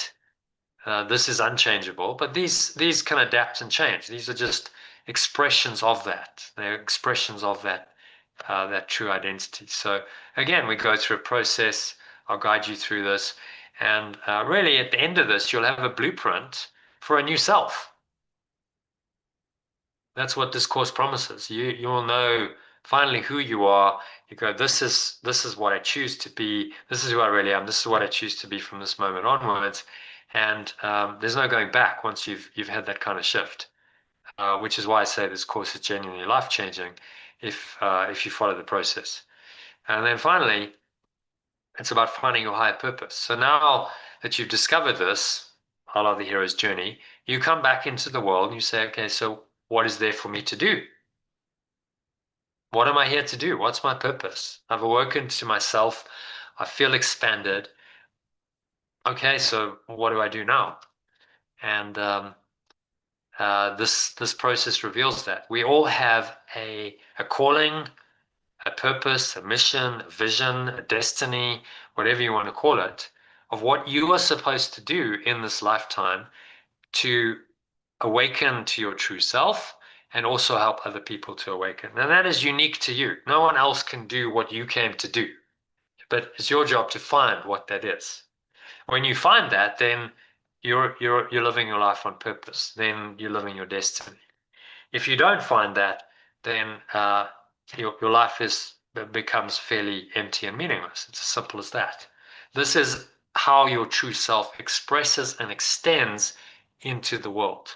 So think of some of the enlightened masters I mentioned, say a Jesus or a Buddha. They had a task, right? They had a mission. They lived a life. They didn't just awaken. They then returned to their society and they dedicated themselves to teaching this in a very profound way that founded two of the world's major religions because of the integrity and the commitment that they had to that process, to the point of death, as demonstrated by Jesus. He got crucified because of it. So now he's not asking you to do that. He's just saying, find that and live that no matter what, because this is what you came to do. And this will reveal your true self to you more fully in your journey. So it's a process of awakening to yourself. Then you find your higher purpose. Now your higher purpose, by pursuing that, reveals more and more of yourself. And you discover more of who you are. That becomes more established, more entrenched, more you become more certain in that as you journey in your higher purpose. So this is what you have to look forward to. It's a profound process. We finish off with inspired decision making. If you have a decision to make, then this is a great process to help you make that decision. We all have decisions in life. If it's a big one, you want to make that decision. Don't make that decision until you've gone through this process, because I've seen people completely change their mind having gone through this process and go, okay, I see it differently now. It's a process of changing your perception so that you go into the Holy Spirit's position ultimately and you see it differently, and then the change of mind is automatic. Okay, I get it now, and the decision follows once you've changed your perception. So there's some really, really powerful processes. I'm going to guide you through them, and then at the end of it, you select them, you plan your ideal daily schedule, or if you choose to continue, I've created a whole program, a 1-year program, where this is all kind of done for you. I guide you through it. The structure's there, and you can carry on, and you can continue on in much the same way as you did for the 6 weeks, with a bit less intensity. We're not going to do these exercises again, but these become foundational exercises for the rest of the. Once you've done this, then you're like, okay, now you've graduated. You've almost been initiated into this path, if you like. And now, based on that foundation, you then build on that for the rest of the year. which is why we start with the 6 weeks and this transformation process embedded into the Art of Letting Go course. So this is really the heart of it, which I'm going to guide you through it step by step in, as gentle, kind a way as possible. It isn't easy, but I'll make it a lot easier. The first time I did it, I just can't even tell you how difficult it was. The guy, he was quite an intense, I think quite an angry guy. He had quite a lot of his own issues for sure. It was a physical workshop. There were about 16 people, 17 people, and the name your game process took about 6 hours. It was just excruciating. And he wouldn't let people off. He would just terrorize them. He would just be like, they'd be like bunnies in headlights. And he's just like, okay, no one's moving until, and they just like freeze up. And I'm going, just for God's sake, just help the person. They're just like crumbling. So I learned how not to do it because he terrorized his students, which is something Jesus says you shouldn't do. It shouldn't be that, that hard. We try and lighten it up a bit and make it a bit of humor, a bit of lightness. And also it's online, so you don't have that same, physical intensity. You're locked in a room and you can't leave until you've gone through this excruciating process. And then, when I went first, when I went, I was like, okay, I'm kind of chilled, listening to everyone, and I'm doing the process. And then the facilitator had a go at me. And that really got my then I just felt this like wave of anger rising. But I'd invited about half of the people onto the course because I'd helped him promote it. That's why I felt like it was a bit of a betrayal. And I felt this anger rising. And that was a huge test because I could have reacted, but something in me said, just let it go. And I just went, just let it go. And I just said, well, okay, that's your opinion. He was actually having a go about A Course in Miracles and saying, this is nonsense and rubbish. But it was perfect because it really triggered my ego. It rose, and then I made a decision to let it go in the moment, which I suppose was pretty pivotal. From that moment on, then I started teaching this. His course never went anywhere, but I incorporated it into the retreats that I ran, and now it's become part of this online course. So you can benefit from it, and if you go through the process, you will. So there's your course manual. I'd recommend downloading it, printing it. Printing it one-sided, so you've got a blank side so you can make notes and stuff. Make copious notes, use it. So at the end of the course, you've got this document that you can refer to again and again. A lot of this material you refer to again and again. We use it over and over in the Art of Letting Go program. So it's kind of the foundational manual, if you like, for the whole thing. You might also want to keep a journal. Not everyone does this. I don't make it like you have to, but you might want to keep a journal where every day you go, okay, I'll just write down in my journal, what did I learn? How did I grow? What were my insights? What were my challenges? What were my miracles? That kind of stuff. That's entirely up to you. Your learnings, you might, I had one lady who did like detailed notes and learnings. It was beautiful. And she'd written it all out. And she said, look, I'm like amazing. You don't have to do that. But if it works for you, then keep a journal as well as making notes in this. But definitely print this out and the love and commitment letter, so that you can start reading it. And when I refer to it, you've got it to hand. And as you see, most of these exercises require you to actually interact and draw or write something, and do it by hand. I haven't given it to you as a PDF because I think there's something quite powerful about handwriting and just like sitting down and saying, okay, I'm not on a digital device. I'm just gonna unplug from all that. I'm just gonna write it down and take your time and pause. And don't get, if you're on digital device, it's very easy to get distracted because a WhatsApp message comes in, or you get a notification that looks interesting. And whereas this is like, okay, just really focus on this process and unplug from all the digital stuff for a bit. So yeah, any questions about any of this? giving you a kind of overview so you know what to expect. Let's go back to here. What else is in here? Yeah, the instruction for breathwork techniques. So there is actually a breathwork course and 10 techniques built into this. I'm in McGregor actually currently recording some videos. I'm going to launch an expanded version of that in the next month or so. Once it's finished, I'll tell you about that. But for now, it's not ready, so we've just got the old version of it, which is embedded into the course. You're going to get your daily lessons from A Course in Miracles. Initially, we're just going to read them. So the beauty of the course is it's all public domain. There's no copyright. So, which is how Jesus obviously intended it to be. So you can just go and find it online from this site. This is the site I prefer, but there's others. You can get it in many places. And there's your first workbook lesson. Bang, and you can read it, and it's freely available, which is really amazing. So you don't have to buy the book. If you don't have the book yet, you don't have to buy the book. I know you have it. If you have the book, then use the book by all means. But I give you access to all the links and so on online, so you can read it online, and especially the first few lessons. I mean, they're not a big deal to read. It's just very, very short, sweet, simple process, which you go through, and then the text. So we're going to have a look at that next. Do the introduction and the preface to the text, where I do include. There we go. I do include some translations.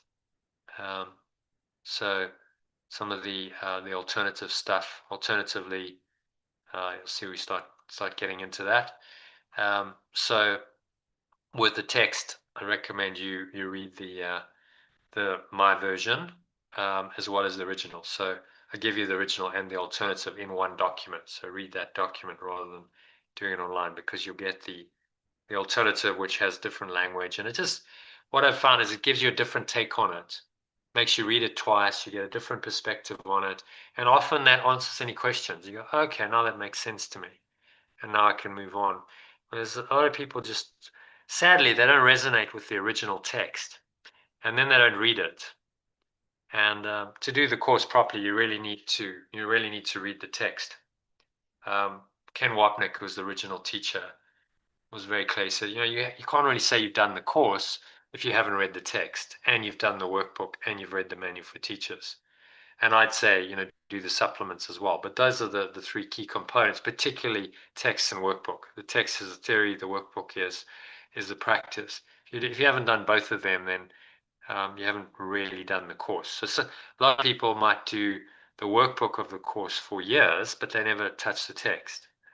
I'd say, well, you need to then get into the text. One of the reasons why I've done the translations is precisely because people don't understand the text and they struggle with it. So the translations help them to understand it. And I've had a few people who've really gone, yeah, okay, now this has helped me get into the text, and now I can read the text on my own, and it makes sense to me. And suddenly, the whole course makes sense, whereas before it didn't, and they just confine themselves to the workbook. So I'd really encourage you to get into the text using both the original and alternative versions I'll give you, and it'll start making hopefully a lot more sense by the end of 6 weeks. And then a couple more little tools here for you. The ACIM alerts with the workbook. So the Foundation for Inner Peace has published this app, which you can get on the Google Play Store. I believe it's also on Apple. ACIM alerts with workbook, which you can buy for about £5. That's the best one I've found, which helps you to do a daily lesson. So it gives you the text in the original, and then you can set an alarm to notify you every hour, every 2 hours, however often you want to actually practice it. So just a really helpful aid. This is something that I want to develop myself, but I haven't yet with all of my alternative versions of the lessons, but it's not ready yet. So use this in the meantime, just to help you to get into a regular practice of practicing the lessons as often as the course recommends. Sometimes it's only, we start off like once or twice a day, but as we get into it, it gets a little bit more, and then, you know, it's very easy to forget. So the app helps you to remember.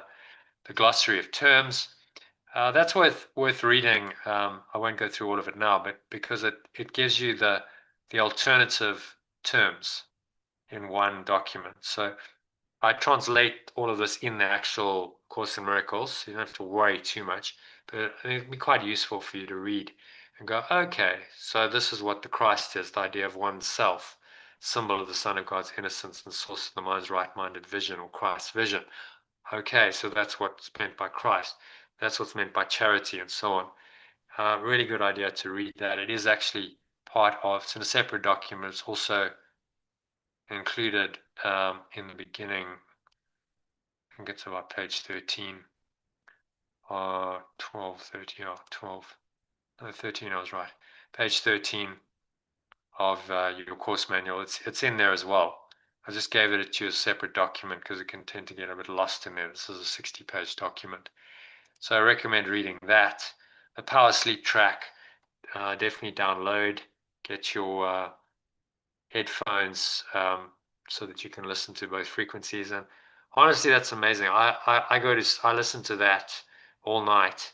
You might not want to do that, but it just, I go to sleep like that. 5 minutes, done. It puts your mind into an alpha state and helps you to go to sleep very easily and quickly and sleep more deeply, which then is also helpful. You know, if you're getting more rest, deeper sleep, it's going to help this whole process, transformation. And the whitelist, email whitelist instructions. So yeah, download all of that. If you haven't already done it, make sure you've done all of that by, say, tomorrow, so that you've set up, prepared for the course. You've got all the tools, you've done all the printing, and you're ready. You know, you're prepared for this, what will probably be the most profound journey of your life. Okay, so any questions about any of that? It is all detailed in the email. It's in the Telegram messages. You can read it, review it, but just do it. That's my advice. Just, you know, make it your mission to do it tomorrow morning and just get it all done. Do the printing, get yourself organized, so that you're prepared for this journey. And it's part of setting the intention. As I said, you know, the most powerful form of affirmation is action. You act and you say, yeah, I'm committed to this. I'm gonna take the time. I'm gonna do this properly, so that, you know, I'm prepared for this profound journey of transformation that I'm about to undertake. And then you're essentially saying, I'm inviting that. I'm open to that. I'm welcoming that in, rather than just go, oh, it's just another course, and I'll kind of, you know, when people say, well, I'll try and do it. They're not going to do it. You know, they're not going to do it. It's like, no, I'm committed. You know, I'm doing that. Hence the love and commitment letter. And it's like, no, I'm committed to doing it. I'm not just going to try. I'm committed. I'm all in, and that's when you're going to get the benefits of this course that you just won't get otherwise. Okay, so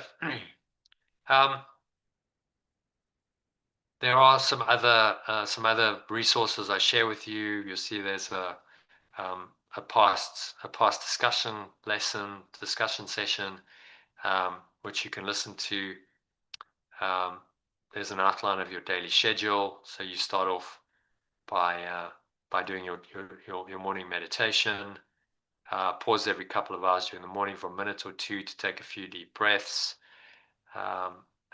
There's your first lesson in diaphragmatic breathing.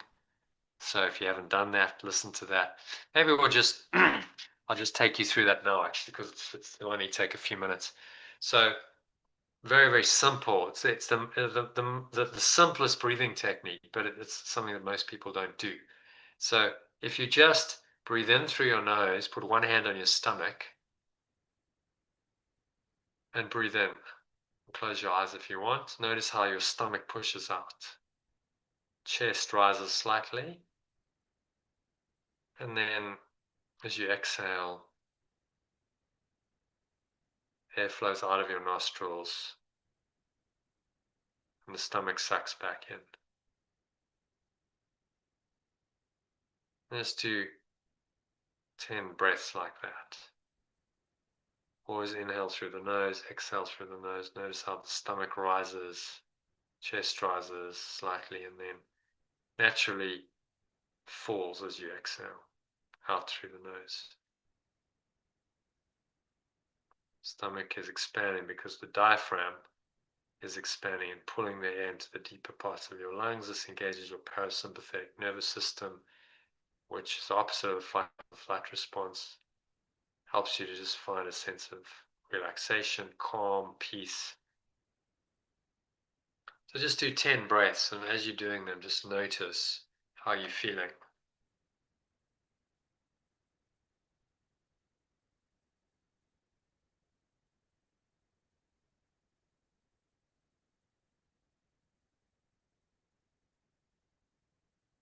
Just be aware of what's going on in your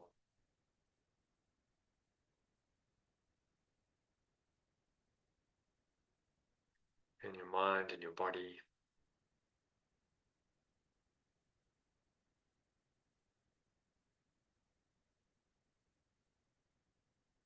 And when you've done 10 breaths, then gently open your eyes.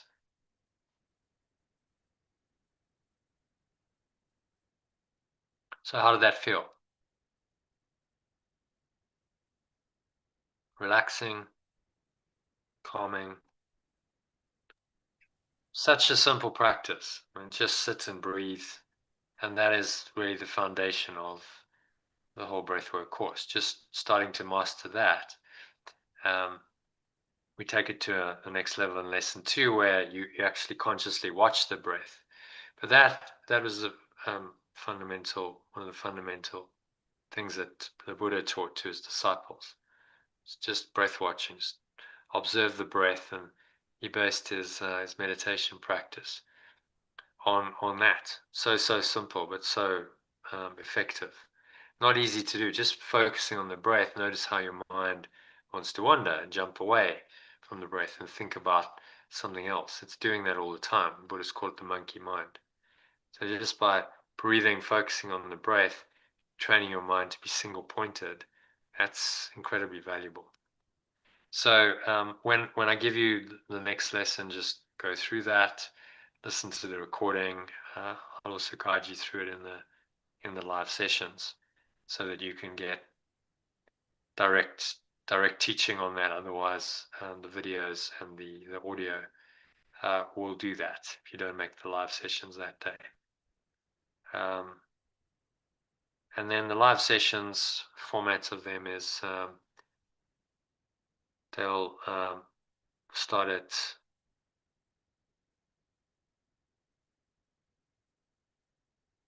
6:30. I think let's start it at let's just have a look. I said yeah. So 6:30 p.m. UK time, 8:30 SA time. On Sundays, Mondays and Wednesdays, we'll start at 6 p.m. UK time, 8 p.m. SA time. And then Tuesdays, Thursdays and Fridays we'll do an afternoon session. So there's a rhythm. You know what to expect, you know when to join them, and you can arrange your schedule accordingly. Does that work for everyone? I mean, given there's only a handful of people doing this, I can change it, but do those times work?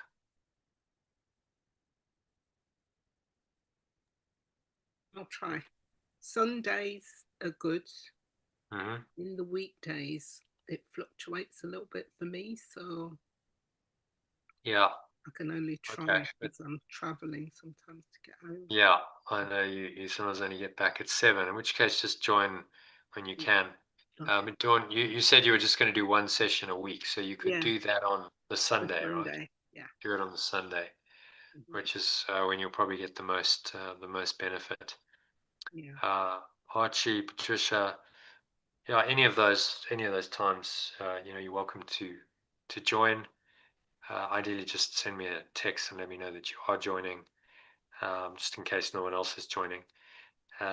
So You can join in the evenings, you can join afternoons. I've done the variation just in case, for some reason you can't join in the evenings, then you've got 3 afternoons, which will start at 2 p.m., 4 p.m. SA time, which is late afternoon, so it could be after work if you work. So we'll stick to that. We'll stick to that schedule if it works for everyone, and try and do as many of the live sessions as possible, because that's when a lot of the transformation really happens. I've seen it over and over again in the actual live sessions. There's real-time transformation happening. People are getting insights, having epiphanies, shifting, letting go because of the processes, the information being shared, the processes they're going through, the group energy. There's a kind of field of consciousness that I talked about in the masterclass that creates the opportunities for the kind of shifts to happen that need to happen. So the more you can join the live sessions, the better. You'll find you get huge value from the course. And some the people who got the most value did the most live sessions. It's a lady called Sally who guided us through that initial process. I think she was doing 4 or 5 a week. And I just saw her blossom. She just, like, in 6 weeks, she had a huge transformation that she carried on for a year. And it was profoundly transformational for her. And she was consistently doing 3 or 4 or 5 sessions a week. So the more you can do, the better. If you can only manage 1 or 2, then you've just got to fit it into your life. So what I'll say is, don't get stressed when you don't do everything that I say. Just do what you can do to the best of your ability, and know that you're getting, because you're doing it, you're getting benefit, even if you can't do it all. Even 10-20%. I mean, Dawn, maybe you want to share your experience, because you haven't actually introduced yourself. Your experience of doing the course last year, perhaps just introduce yourself briefly, because you missed the introductory section. Can you share your video while you're doing it, because we can't actually see you? It's a bit awkward with my video at the moment, if you don't mind, but I can definitely share my experience chatting, if that's okay. Yeah.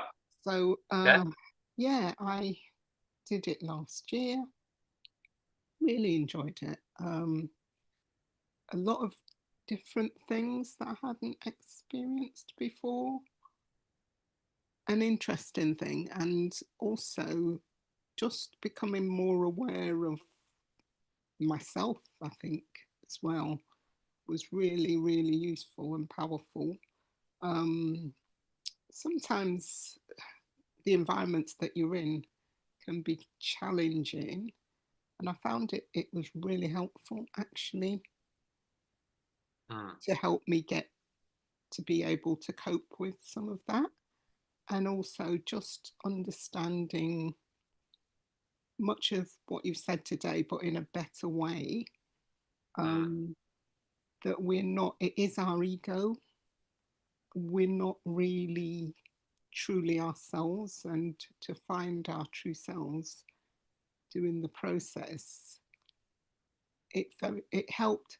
I think in my time, because it's quite busy in terms of things doing, but just the amount of time that I did attend, I found it really helpful and powerful for. That's the interesting thing about your experience. You did the sort of reduced version. You were doing 1 session a week, so that was maybe 3 hours a week. And I don't know how much you did otherwise. Maybe, I think you said maybe an hour a day, half an hour a day sometimes. And yet, you still got a lot of benefit, and it was a very sort of reduced version of the course. So it just goes to show you, that even a little bit can really work miracles. And that's why I thought it's worth trying again, because although you're limited on time, you can feel there is a bit of a transformation and benefit. And I was like, oh, it'd be so lovely if I had so much more time to do it, because it could only get better and bigger. But it is what it is. but I was happy for what I had in the time that I had, and I'm now hoping, we'll progress again, and I'll keep it. I want to keep it fresh. Certainly. Yeah, keep it It's fresh. just about deepening into it. So, the first time you do some stuff, often, you don't understand fully. Things go over your head, and then you go through the same process, and you go, I didn't really get that before. That's right. That's a new idea, but it's not a new idea because you heard it a year ago, but it just seems new. And I think you catch all the bits that you might have missed, because the thing is, Jonathan, there's so much. There is absolutely so much thing in this course. I don't even know how you did so much stuff in this course, but the bits that you do catch. It's been a long process of developing it, and I wanted to make it. You need to do it a few times. Yeah, I wanted to make it something really comprehensive. It was like, okay, this isn't just a lightweight. It says that you're going to change your life, but actually that's just nonsense. It's not really life changing at all. It's got to live up to that label. Like if you do the course properly, you will get a life changing experience. And I wanted to make a process I must pretty much admit as well, guarantee that. I got moments where I'd had moments before where it was a little bit stressful with particular people and things. And then I'd have, I was in that experience. And then I just found it completely opposite now. It's almost like where you'd gained some knowledge and a little bit of wisdom, and maybe a change had come in. And you just thought, wow. And I think even, funny enough, I was speaking with my manager some time ago, and she was like, oh, what's happened? You seem to have changed. And I was like, well, no, I don't think I have. I think you have. But also, it's probably my awareness of not to let things go, because I actually started to let everything go. So I thought, whereas there was points that I would probably have said, I'd argue my values, I don't want to mistreat anyone, and then I'd actually try and point it out to them. I started to decide, I am who I am, they are who they are, just let it go. So then it was so funny because I think they was thinking something's changed. I thought nothing's changed. I just decided not to try to kind of let you see my point of view. I just thought, let you have your point of view and I'll have my point of view. But I've learned to just not make too big a deal of things now. So that's the art of letting go. So and that is the profound in you. People will notice it. Yeah. And people saying something like that, take that as a compliment, because they're noticing something that's in you. And not everyone will appreciate that change as well. There are going to be people in your life who go, oh, you've changed, and because they want you to still be the same person that you were before, and now you're changing, and the ego change, that letting go and growth into your higher self, threatening, because where does it leave them? Yeah, they're no longer in relationship with the same person. What's really nice about it, it helps you to save time, because I'm thinking, I'm not going to try and convince someone of anything. I'm just going to let you do what you need to do, and I'm going to do what I'm. And it is nice because you think, oh, I'm not wasting all that time anymore trying to say, well, it might be nice to have integrity. It might be nice to be a little bit, mindful or have empathy. But I was thinking, I'm not here to judge anyone or to tell them how they should be. I'm just going to let some of that stuff go. And that's why I'm doing it again, because I'm thinking it can only get better. If I do a bit more, I didn't do enough before. So let's see where we go. Let's see where we go. Exactly. Yeah. So that what you just described was exactly what the Art of Letting Go course is designed to teach people.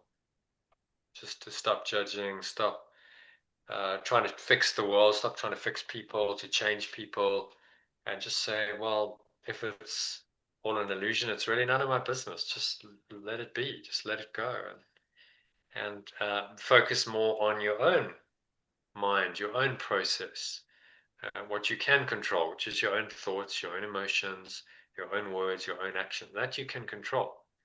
Focus on that rather than going outside and trying to change everyone else and change the world, which is a really futile pursuit.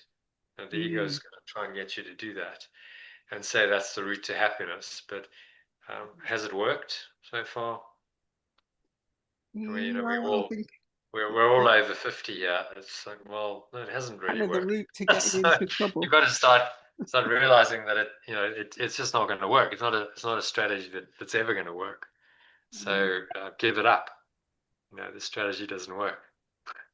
Can I ask something about that, Please. Jonathan? Because something that's really been on my mind is, because I do believe it's important to let things go, but then equally, I'm concerned that we then get into a state of apathy. And I think, I think of my role models, the people that I really respect and admire, Nelson Mandela, Martin Luther King, Mahatma Gandhi, they just didn't they were actual activists who did something to try and change the world. And this is what's going through my mind is, it's like I really, really struggle with that, because I actually do want to see a different world to what we're experiencing right now, even though I know it's an illusion, but I don't know. So I'm really, really kind of struggling with that idea. Well, so I'll give you one of those people maybe also look up to, Mother Teresa. And she was asked an anti-war protest once. She thought about it for a bit. She says, no, I wouldn't join that. A march for peace or a gathering for peace, then I'll be there. Yeah. Because it's not about being anti anything. Yes. No, I agree. I agree. Yeah. Yeah. So those people, all of those examples, take Nelson Mandela. Obviously I'm South African, so I know this story very well. Yeah. Profoundly, he let go of a massive amount of bitterness, anger, resentment. Absolutely. Yeah. And he came out of prison as this just amazingly warm, compassionate human being who was the example for the whole country to say, look, we need to let go of past grievances. Yes. We're never gonna establish a better country and better society based on grievances and holding on to past anger and hatred. There's a great scene in the movie A Long Walk to Freedom. I don't know if you've watched it. I have, yes. And in it, Nelson is confronting his wife, Winnie, and the contrast. These were the two thought systems, and she's saying, Nelson, the people are angry. The people want vengeance. They want revenge. Yeah, I remember that scene. You remember that scene? It's the best scene in the movie. Yeah. And he says, no, Winnie, you are wrong. The people are wrong. The people need leadership. They need to be shown another way out of that. Not to indulge their anger and their hatred and their fear in violent action, which is what she wanted. Yeah. But to be shown another way, and that's what he was. So he was letting go of that old way in the process of standing for another way. Do you understand? Yes. He stood for. Yeah. So he just, by standing for love and truth and compassion and saying, we need to reconcile, we need to forgive, he was automatically saying no and letting go of that old way, which, was what she was recommending and symbolizing. And thank God he did, because, if he'd listened to Winnie, then would have been a bloodbath, could have had civil war, but he had the wisdom to go, that's not the way. This is just, everyone's going to lose. It's just going to be massive, massive pain. And she was acting out of her own unresolved trauma because she'd been through so much trauma. There's actually a movie about her journey as well, which I can't remember what it's called, but it's worth watching as well, because they really, I mean, they Nelson, they couldn't torture because, you know, he was such a world figure and he was in prison, but they tortured her. Mentally, psychologically broke her down. And then the problem was she didn't resolve that. She didn't deal with that and heal. And so she was carrying all of that inside of her. And then she became, the last scene of the movie about Winnie was really powerful, because they flashed back to when she was being tortured and abused. And then she was doing that to her own people. She was doing that to Stompy Saipai, who was then, they murdered him. They necklaced him, her and her thugs. And because she hadn't let go, as Nelson had. And the reason Nelson could do it was because for 27 years he lived like a monk. He lived in a very Spartan life, you know, because he was in prison. He was in this little cell. He worked, but he had time to pray, to meditate, to study. They gave him books, and he went through this profound process of spiritual transformation over 27 years. And it took that long to change his thought system from quite an angry guy. You know, when he went into prison, he was, it's about the armed struggle, and we've got to take these guys on, and we've got to fight them. He was the architect of the, you know, the violent armed struggle. And 27 years later, he came out and he transformed. He was a transformed human being because he had all that time to do it. So that was probably the best thing that could have ever happened to him, was to go to prison for 27 years, which is why, you know, you can go, all things work for good.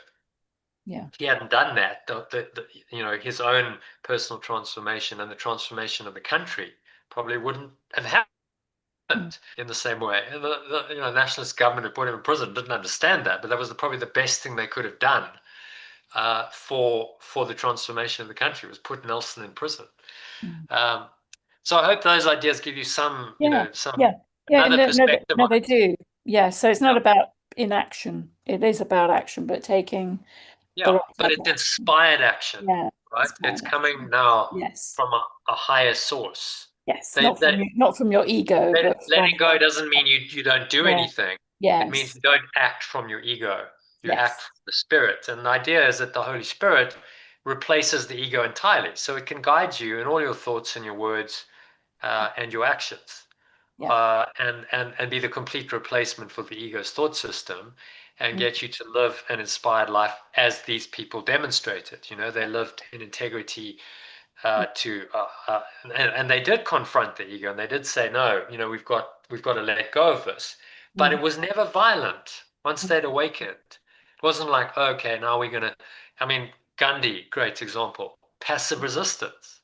I mean, that broke the British Empire. If they'd fought, British would have gone, right, you're fighting, we know this game, we're going to bring in our troops, we're going to go to war, we've done this many times before. What broke them was like, these guys aren't fighting.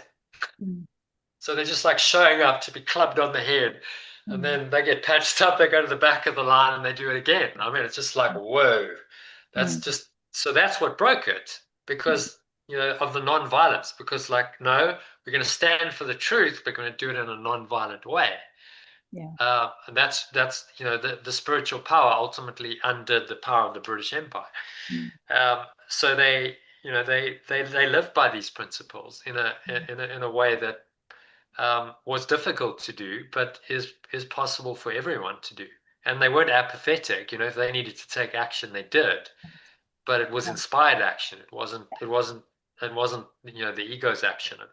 It was inspired by the Holy Spirit, which is always peaceful, which is calm, which is trying to see that even though, you know, their opponents, so-called opponents, their oppressors, are oppressing them and abusing them, actually they, underneath that, they're still the same as them. They're still the Christ.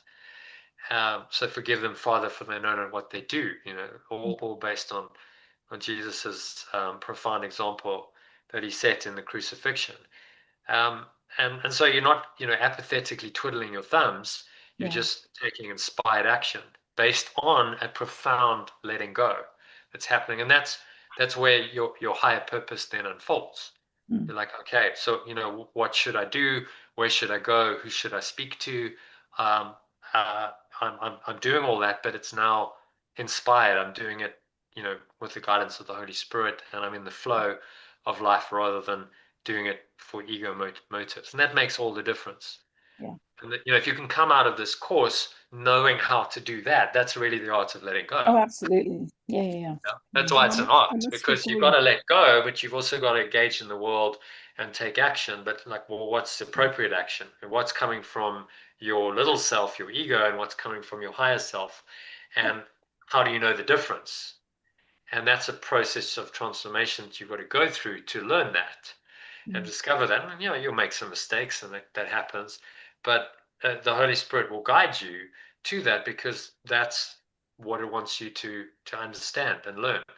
And Jesus even said to us, he said, you'll do these things that I've done, and even greater things than I've done.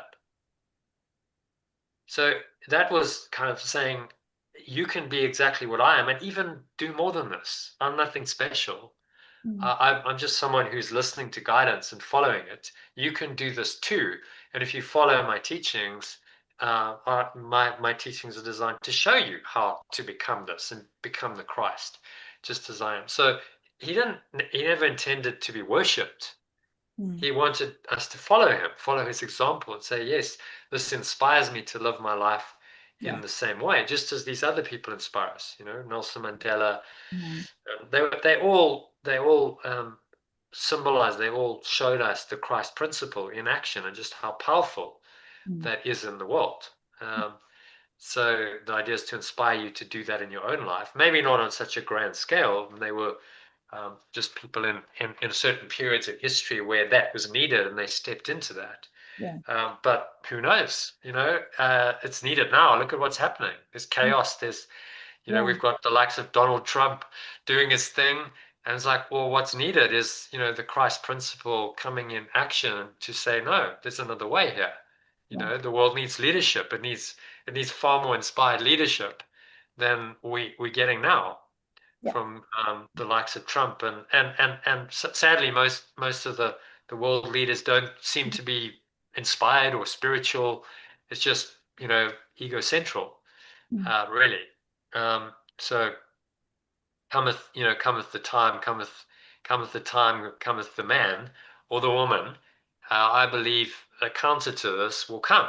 This is a call to the Spirit to say, okay, so show something else.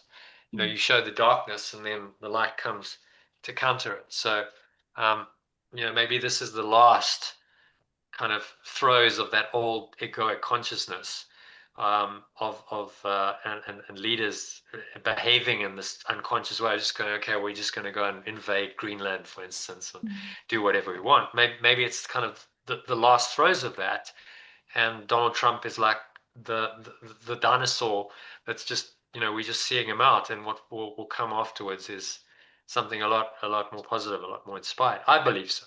I think there's a call for it, because of the darkness of it that you see. People go, this is horrible. This is like, we can't. Why is this guy a leader? Why have we allowed this to happen? That someone like this seems to have so much power. So it's a call to change it, to change the system, to change our leaders, to change society. That we don't allow this kind of thing to happen anymore, because someone presses the wrong button, we obliterate humanity. It's crazy. We're supposedly this hugely advanced species, and we could destroy ourselves. In, I don't know, 250,000 years humanity's been around, maybe longer, maybe a million or two, if you listen to some of the the ancient teachings on Lemuria and Atlantis and so on. We've been around probably a bit longer than history says, but still, it's nothing like the dinosaurs. The dinosaurs lasted hundreds of millions of years. We might end up lasting a million or less, and this so-called advanced intelligence, and we just blow ourselves up, destroy ourselves. It's not very clever. You're so advanced, you just destroyed yourself. You invented a technology that's going to obliterate yourself and most of life on Earth, and it's going to take like millions of years for the Earth to regenerate. There just won't be any humans left. The insects will inherit the Earth, and then in time a new species will come, and and maybe that's happened before. We don't know. Maybe all this has played out before, quite possibly. And then obviously everything's civilization's destroyed, and then no one remembers, and then it will regenerate. So even if that happened, it's not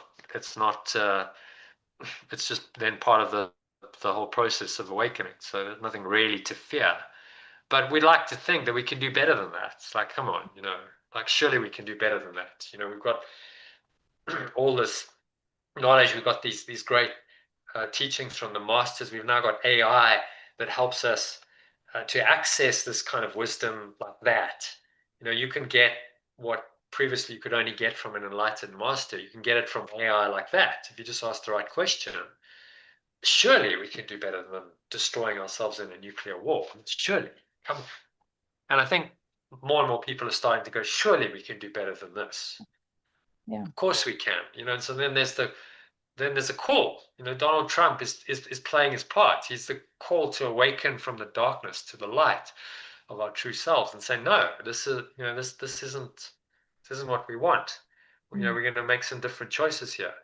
And so he plays his part too. How would we know the light if we didn't see the darkness manifested so clearly for us? So that's his soul's journey. That's his karma. That's what he's playing out, and actually he's doing a great service to the world, because this is all part of the plan of awakening. That's how I see it. It's all perfect in its apparent imperfection.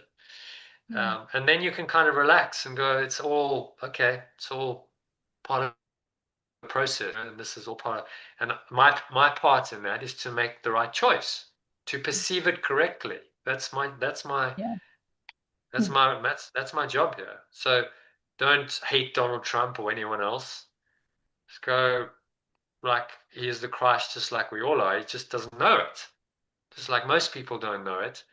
But ultimately he is, and I see through the illusion of all this make-believe story of the ego, and I see beyond that to the fundamental awareness that we all are, that we share, and that's going to ultimately save us. That awareness is what will save humanity and help us, I believe, to create a truly enlightened civilization that maybe can spread. Then we go to the stars and we go beyond, and we spread that awareness to who knows what, other planets. And that is probably what's been going on for eons. It happened here. I think we just got a very mixed bag of teaching from alien civilizations. I mean, I don't want to go too much into this, but there was a lot of dark as well as light. There was negativity as well as positive, and so we're still kind of dealing with that. There's a lot of shadows in human history that need to be exercised, and maybe this is part of that process of healing, healing the human condition, and healing the human spirit. So I'm just like, well, I don't really get too caught up in all that. I just go, it's all just part of the process. We'll work it all out. Going and if you feel the call to go protest in London, then I guess that's what you must do. But too often, those protesters are anti something rather than pro. You know what I mean? You see, that's why Mother Teresa said what she said. Don't be anti-war, be pro-peace. And to be pro-peace doesn't require you to go and demonstrate. You can just do that in your life. You can, you can be a peaceful person. You can spread, peace and love and joy in all your thoughts, words, and actions. And that's much more profound than going and protesting in the streets and holding up a placard and yelling and getting angry. Because what does that really do? That's just more violence, more anger, more aggression. Well, that's not going to solve the problem. Only love's going to solve the problem. So a long answer to your question, but I hope that's given you some, and a very good question. No, it has. No, thank you. Yeah. A very good question. And you'll be able to answer that question for yourself through this process. At the end of it, you go, okay, that totally makes sense. Because I get a lot of people like, well, letting go. Well, that just sounds like a bit like apathetic, and I'm not doing anything. Yeah. But it's actually the opposite. It's inviting spirit to come in and inspire you to a higher level of action. And if you look at, I'll give you an example in business of how it plays out. So you've heard of Kodak, right? They Mhm. were the biggest company in the photography company in the world in the 70s. A guy at Kodak actually invented digital photography in the 70s. Yeah. He went to the executives and he said, "Look, I've got this, and I think it's something we should pursue." And they said, "No, shelve it because it's going to hurt our film sales." Mm. Of course, 10 years later, companies like Canon and Nikon and Kodak was nowhere. Within 15 years, they were bankrupt. Now Kodak is, I think it's some kind of franchise. They put the brand name to these little stores where you can develop photos and but it's like nothing big, right? So they just fell out of the race because they didn't let go. They couldn't let go of their old thought system, of the old business model, of the idea that they were selling film for a profit. No, you're in the business of photography, of bringing photos to people, however that looks, whatever technology you use. They forgot that. So if they know how to let go, then they probably would have been the dominant force in digital photography at the moment, because they would have gone, okay, yeah, sure, let's go for it. Yes, our film sales will be hurt, but we're going to trust this process that this new photography is going to come in, it's going to replace that, and the revenue we lose is going to be replaced by digital photography, and we'll sell cameras, and we'll evolve our business. And then on the positive side, take Apple as an example. Okay, so in the early days of Apple, Steve Jobs they'd spend millions of dollars on um, an operating system, graphical user interface for the Apple Mac, and then he saw the foundation of what we now know as kind of Windows and this graphical user interface that all PCs use. And he went, "We got to do this. We just have to do it." All his executives, "Steve, we can't do this. We've gone down another track. We've invested millions of dollars. Can't do it." He said, "If we don't do it, someone else is going to do it, and we'll be out of business. So we have to do it." And so he was willing to let go of all of that investment and the fear of like, oh, but and say we have to do it because it's the right thing to do. And as a result, the Apple Macintosh was a great success. That was the foundation of Apple, which then went on to become, I think it's the biggest company in the world at the moment, or certainly one of the biggest. And then his own personal story, he got fired from Apple. Yeah. I mean, he's built the company. The Yeah. guy's genius, and they fire him. It's like, oh my goodness, talk about a letting go opportunity. Now, he obviously felt like really down for a bit and depressed and like he'd failed. But then he realized, but hang on, this gives me a really good opportunity, right? I'm only 30. I can start this creative process again. And so that's what he did. And he invested in a company called Next, and he founded Pixar Studios, which is the world's biggest animation studio now. And they made Toy Story. And he started working on all the technologies that 10 years later, when Apple acquired Next, would be the renaissance of Apple, because Apple lost their way without his visionary guidance. They were like, okay, it's just about doing the same thing over and over again as corporates do, but there's no inspiration. And they needed someone like Steve Jobs to come back and say, okay, here's the fresh ideas, the new inspiration. And then all of the stuff he'd worked on for 12 years became the foundation of the iPlayer, iTunes, the iPhone, all of that stuff that has made Apple into I think it's the biggest company by shareholder value right now, because Steve Jobs could let go, because he'd studied these spiritual principles. His foundation was in Indian spirituality, and he said at his funeral he wanted everyone to have Paramahansa Yogananda's autobiography of the yogi, because this is what so there you go. Apple's success is based on the power of letting go. If Steve Jobs didn't know how to let go as he did, you wouldn't have Apple as it is today. So there, you got two demonstrations, and I could go on. There's other stories, but I won't. But you get the point. Letting go was foundational to the one's failure to let go was foundational to the one's failure and to the other's success. And then you could say, well, what's the most important skill in business? Well, I'd argue it's letting go. Yes, you've got to take action, and but it needs to be inspired action. It needs to be letting go of the past, letting go of all these, past limitations and assumptions that are going to make you fail, and being willing to open up into something bigger and greater. And that's where the vision comes from. And that's where you start to download and intuit like Steve Jobs did and go, okay, I'm open to this, and I'll act in this inspired way consistently, and I'll inspire the rest of the organization to do that through my leadership. And then you have a huge success story, as Apple was. I won't say Steve Jobs was enlightened, because he had his own issues, personal issues and so on.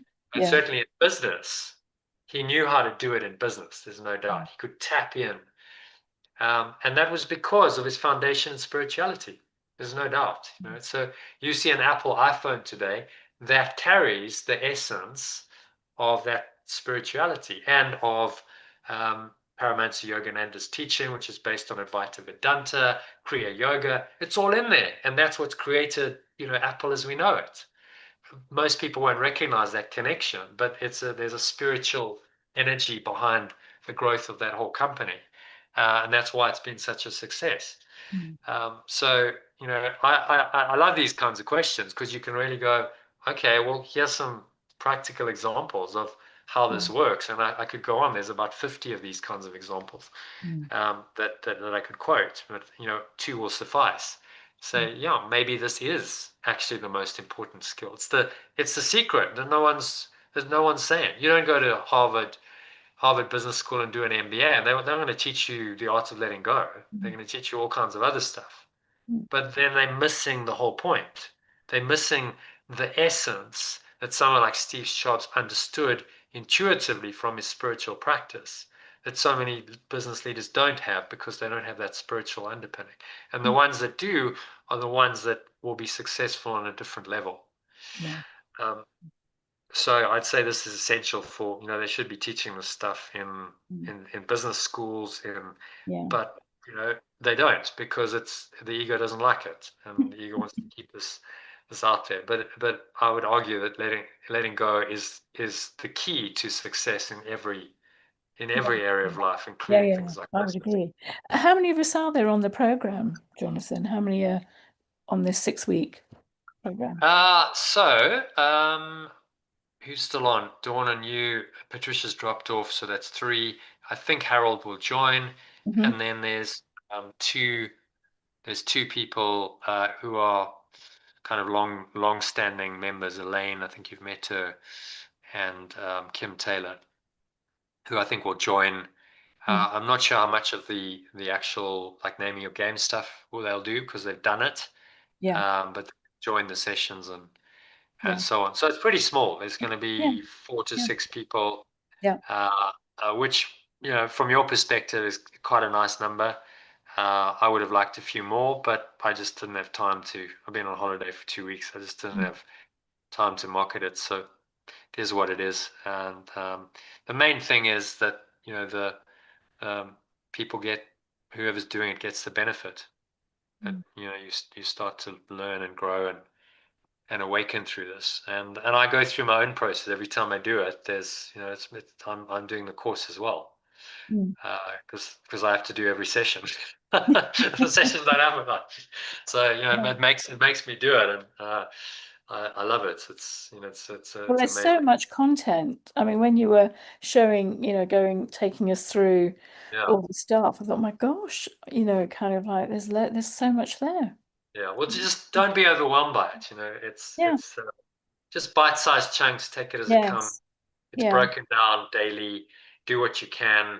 And most people in the first week I'm just a bit overwhelmed, and I don't know what to do, and I feel like I'm failing. And it's like, no, it's just I've given you all the content, because I didn't want to create a Mickey Mouse course where there's just like, okay, I'm just going to give you the the absolute bare essence, and it's going to take you 5 minutes a day, because how much transformation you get from that, realistically? If you really want to immerse yourself in this, if you really want to go into this, you can really, in 6 weeks, you can really transform. And if you can do like what Dawn did, and you just kind of dip in, you'll still get benefit. So the idea is, if I give you 100% and it's max, if you do 10% of that, you're still going to get a lot of benefit. But if I've cut it down to 10% and you do 10% of that, then you're not going to get very much. So that's why I've given you a lot. And, it's been a work in progress for 8 years. So you can imagine, like every year I've improved it, I've iterated it, I add new stuff in, I tweak it, I develop it. I put in, as you can see, an enormous amount of time and effort into it because, I wanted to make it something that really does change people's lives. It's like, okay, if you do this, it's really going to work. You're going to get an experience that maybe you can't get anywhere else. Yeah. That is genuinely life-changing, and you don't look back and you go, wow, that really did change my life, and it's put me on a different. And some of my members have been members for 4 or 5 years. They just carry on. Because once you it's like, okay, this is my practice, this is my path, this is my community. I like joining every day or every week. I have often, and they use this as their spiritual foundation and practice. So, hopefully after 6 weeks, that's where you'll go. Yeah. I mean, does the 1 year program start immediately after the 6 weeks finish? Yeah. I mean, I already know I'm going to do it anyway. Yeah. So even before we just roll into it because literally the next, like, okay, you've finished on lesson 35, you go into lesson 36, and you just carry on with the next section of the text. So it's pretty seamless. We just the intensity drops a bit because we don't have to do all the other stuff like the naming your game process and all of this stuff, which I've just shown you briefly in the course manual. So these diagrams, but you'll find that we refer to these diagrams quite a lot in the program. So I'll go through this and I'll go back to this, and then you'll go, oh, okay, I see the reference. This by the way is the Holy Trinity explained in a way that you won't see any Christian theologian explain it because they don't really understand it.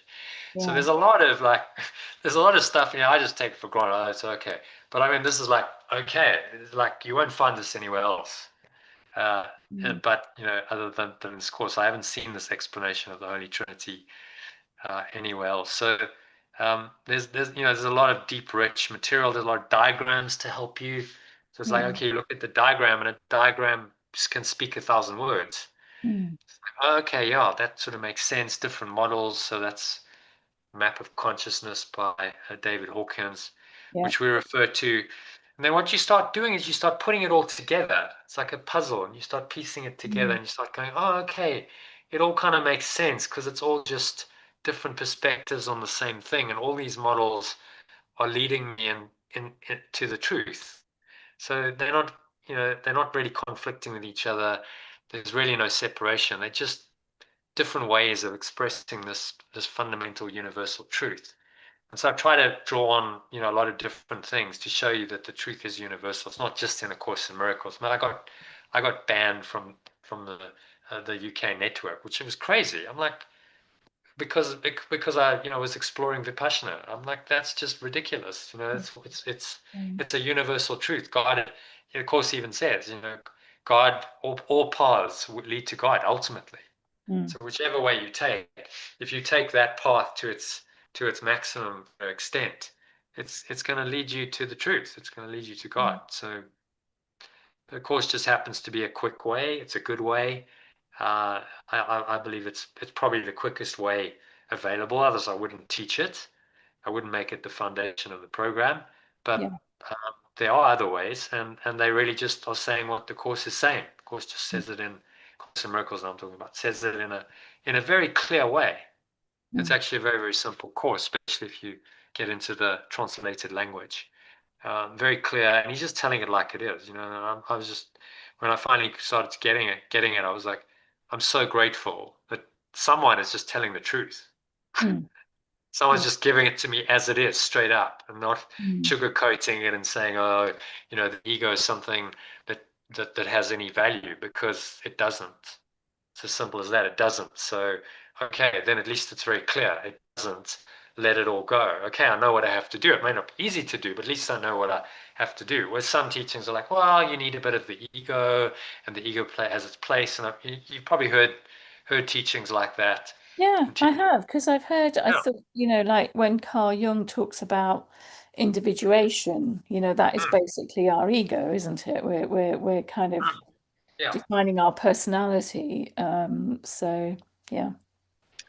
So, there's a lot of confusion because of that, because most teachings are not non-dual. Most teachings are dualistic, and that makes the ego in some way justified, real, and then you have a fundamental conflict in your mind. You're never Yes. going to, the conflict then is between love and the ego or fear, and they don't reconcile. I know, because you hear the terms having a healthy ego as well. You won't hear that in the course, and you won't hear I that. know, but there is, but Yeah. people do kind Oh of no, espouse yes, having a you need a healthy ego. Okay, well, Yeah, what yeah, exactly then is a healthy ego? Let's just break yes, that down. So yeah, the yeah, ego, let's see, the ego is all about limitation and lack and pain and suffering and sickness and death. What is healthy about that? Can you find a healthy version of that? Just show me a healthy version of that. And the truth is, if you really interrogate that, you just won't find it. It doesn't exist. It's just a made up bullshit concept that the ego's invented to try and perpetuate its existence. So that, the course isn't popular with a lot of teachers, and because it just calls their bluff and says, "Hang on, this is just BS. You can't say things like a healthy ego, and you need a bit of the ego in your life," and because it's just not true. It's all false. There's nothing valuable or worthy in the ego, which means there's nothing valuable or worthy in the world, because the ego is the world is the ego's projection. So that means you've got to let it all go. But not everyone's ready to let it all go. So then what they do is they try and fudge it. And they try and say, okay, well, there's some value in the ego. I remember having one conversation with a guy, and he's saying, no, I believe in the alternative school of non-duality. I'm like, okay, tell me about the alternative school of non-duality. Because as I understand it, non-duality means there's only one idea, not two. No, the alternative school of non-duality says something else. And that alternative school is not non-duality, that alternative school is duality. So it's not the alternative school of non-duality, it's duality. Which then is actually opposite to non-duality. You can't reconcile it. We're either one or we separate. Yeah. There's no in between. I'll show you this diagram. We'll go into this in much more detail in one of our sessions. But this is kind of the overall framework of A Course in Miracles and what it's teaching. And what he's saying is you can't reconcile God or oneness with the ego or separation, because they're opposite. You can't be one and separate. It's one or the other. If I'm perfectly one, then I can't be separate from anyone or anything. And if I'm separate, then oneness is nowhere. Oneness is destroyed. Yeah. And so there's no in between here. It's one or the other. You've got to choose. Most teachers and teachings fudge it, and they try and somehow find a little bit of oneness and separation. And that's sort of the higher version of a universal mind or consciousness, and they go, okay, we're all one, and there's one mind, but the one mind manifests itself in all these different ways, and it has all these variations which are beautiful because they're all part of the one mind. And you've heard all this stuff before. But when you really break it down, you're like, but okay, there's still so much pain and misery and suffering, so how can that be love?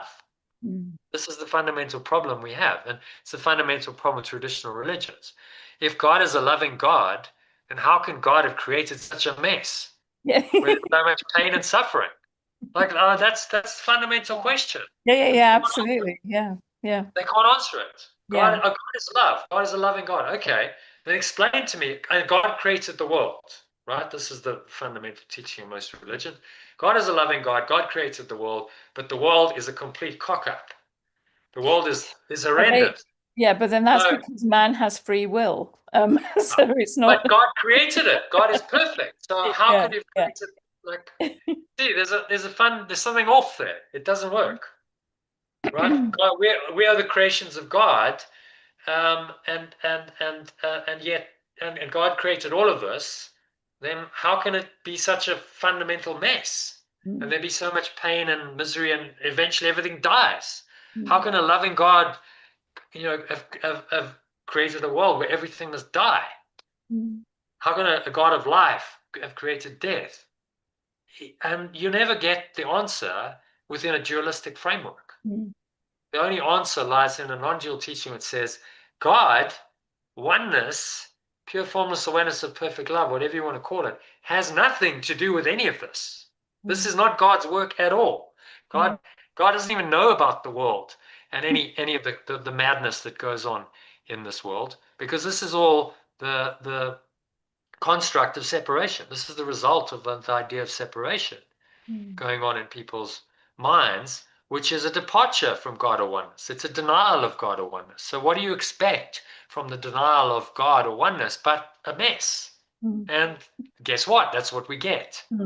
Now Jesus is saying, well, just look at the mess from the perspective of oneness and go, oh, okay, I see what's going on here. And my choice is to return my mind to oneness, because that's the only way out of the mess.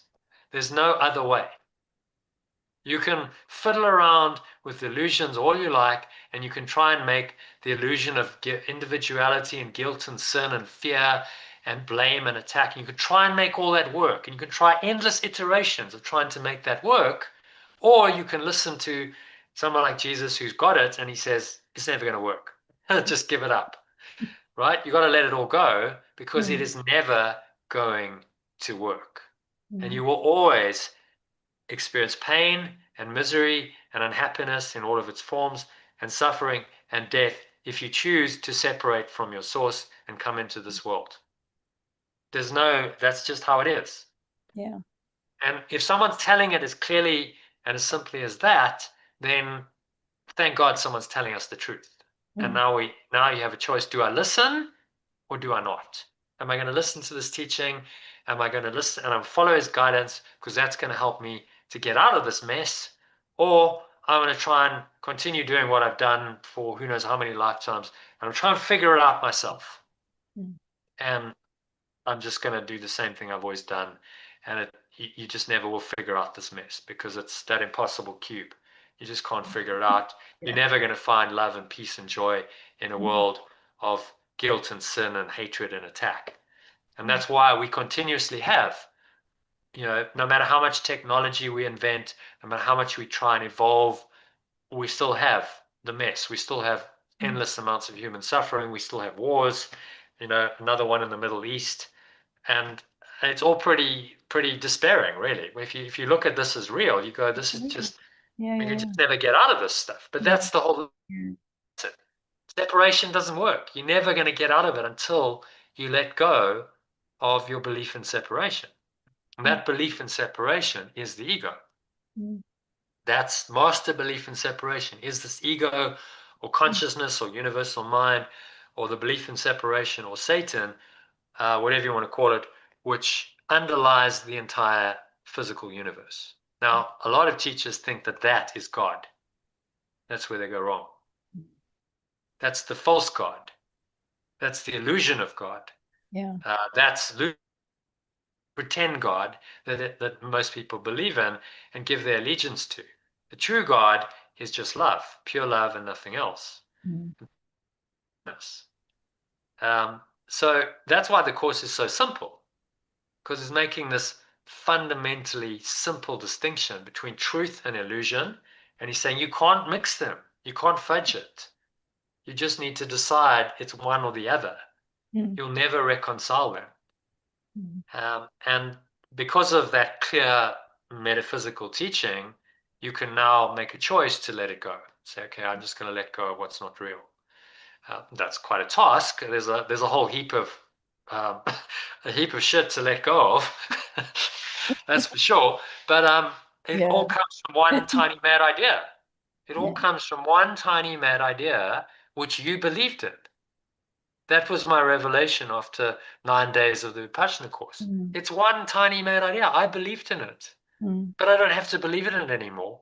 And therein lies my salvation. When I am willing to let go of that one tiny mad idea and accept that I am just pure formless awareness of perfect love, and that's all I am, then I'm saved. Then all of this, now it may continue on in the world. It's not just going to go away, because the illusion is fairly enduring, fairly persistent, as Einstein said. It's a very persistent illusion. But I don't have to buy into any of it. I don't have to believe in any of it. And therein lies my peace. So I can look at all of it and just laugh and go, this is ridiculous. You know, that we're still doing this and we're still going to war and people are still bombing each other. It's just ridiculous. It's the most crazy, ridiculous, insane dream. It's just a projection of guilt and sin. And that, you know, that's what guilt and sin does. It creates war and creates hatred and fear and everything that you see in the news and in the world. But none of it's real. None of it's real. It's just it's a game of make believe. Donald Trump is a ridiculous character in an illusion. It's not to be believed. And then you can be free of all of it. It can go on all it likes, and you just go, well, it doesn't really need to bother me. It bothers us because we believe in it, and we think it's real, and we think it can really hurt us, and we think we can really be threatened. Which leads me very, very beautifully into the introduction to A Course in Miracles, which says very, very simply that nothing real can be threatened. Yeah. And nothing unreal exists. Yeah. Yeah. Herein lies the peace of perfect love, or the peace of God. Mm. So it states it very clearly. That's the metaphysical truth. Letting go helps you understand that. Because when you first read that, you're like, what? Nothing real can be threatened. You know, it's like one of those Zen koans.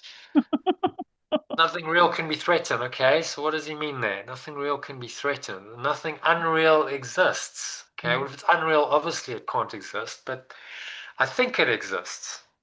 So, you know, you can contemplate this over and over, and you probably will.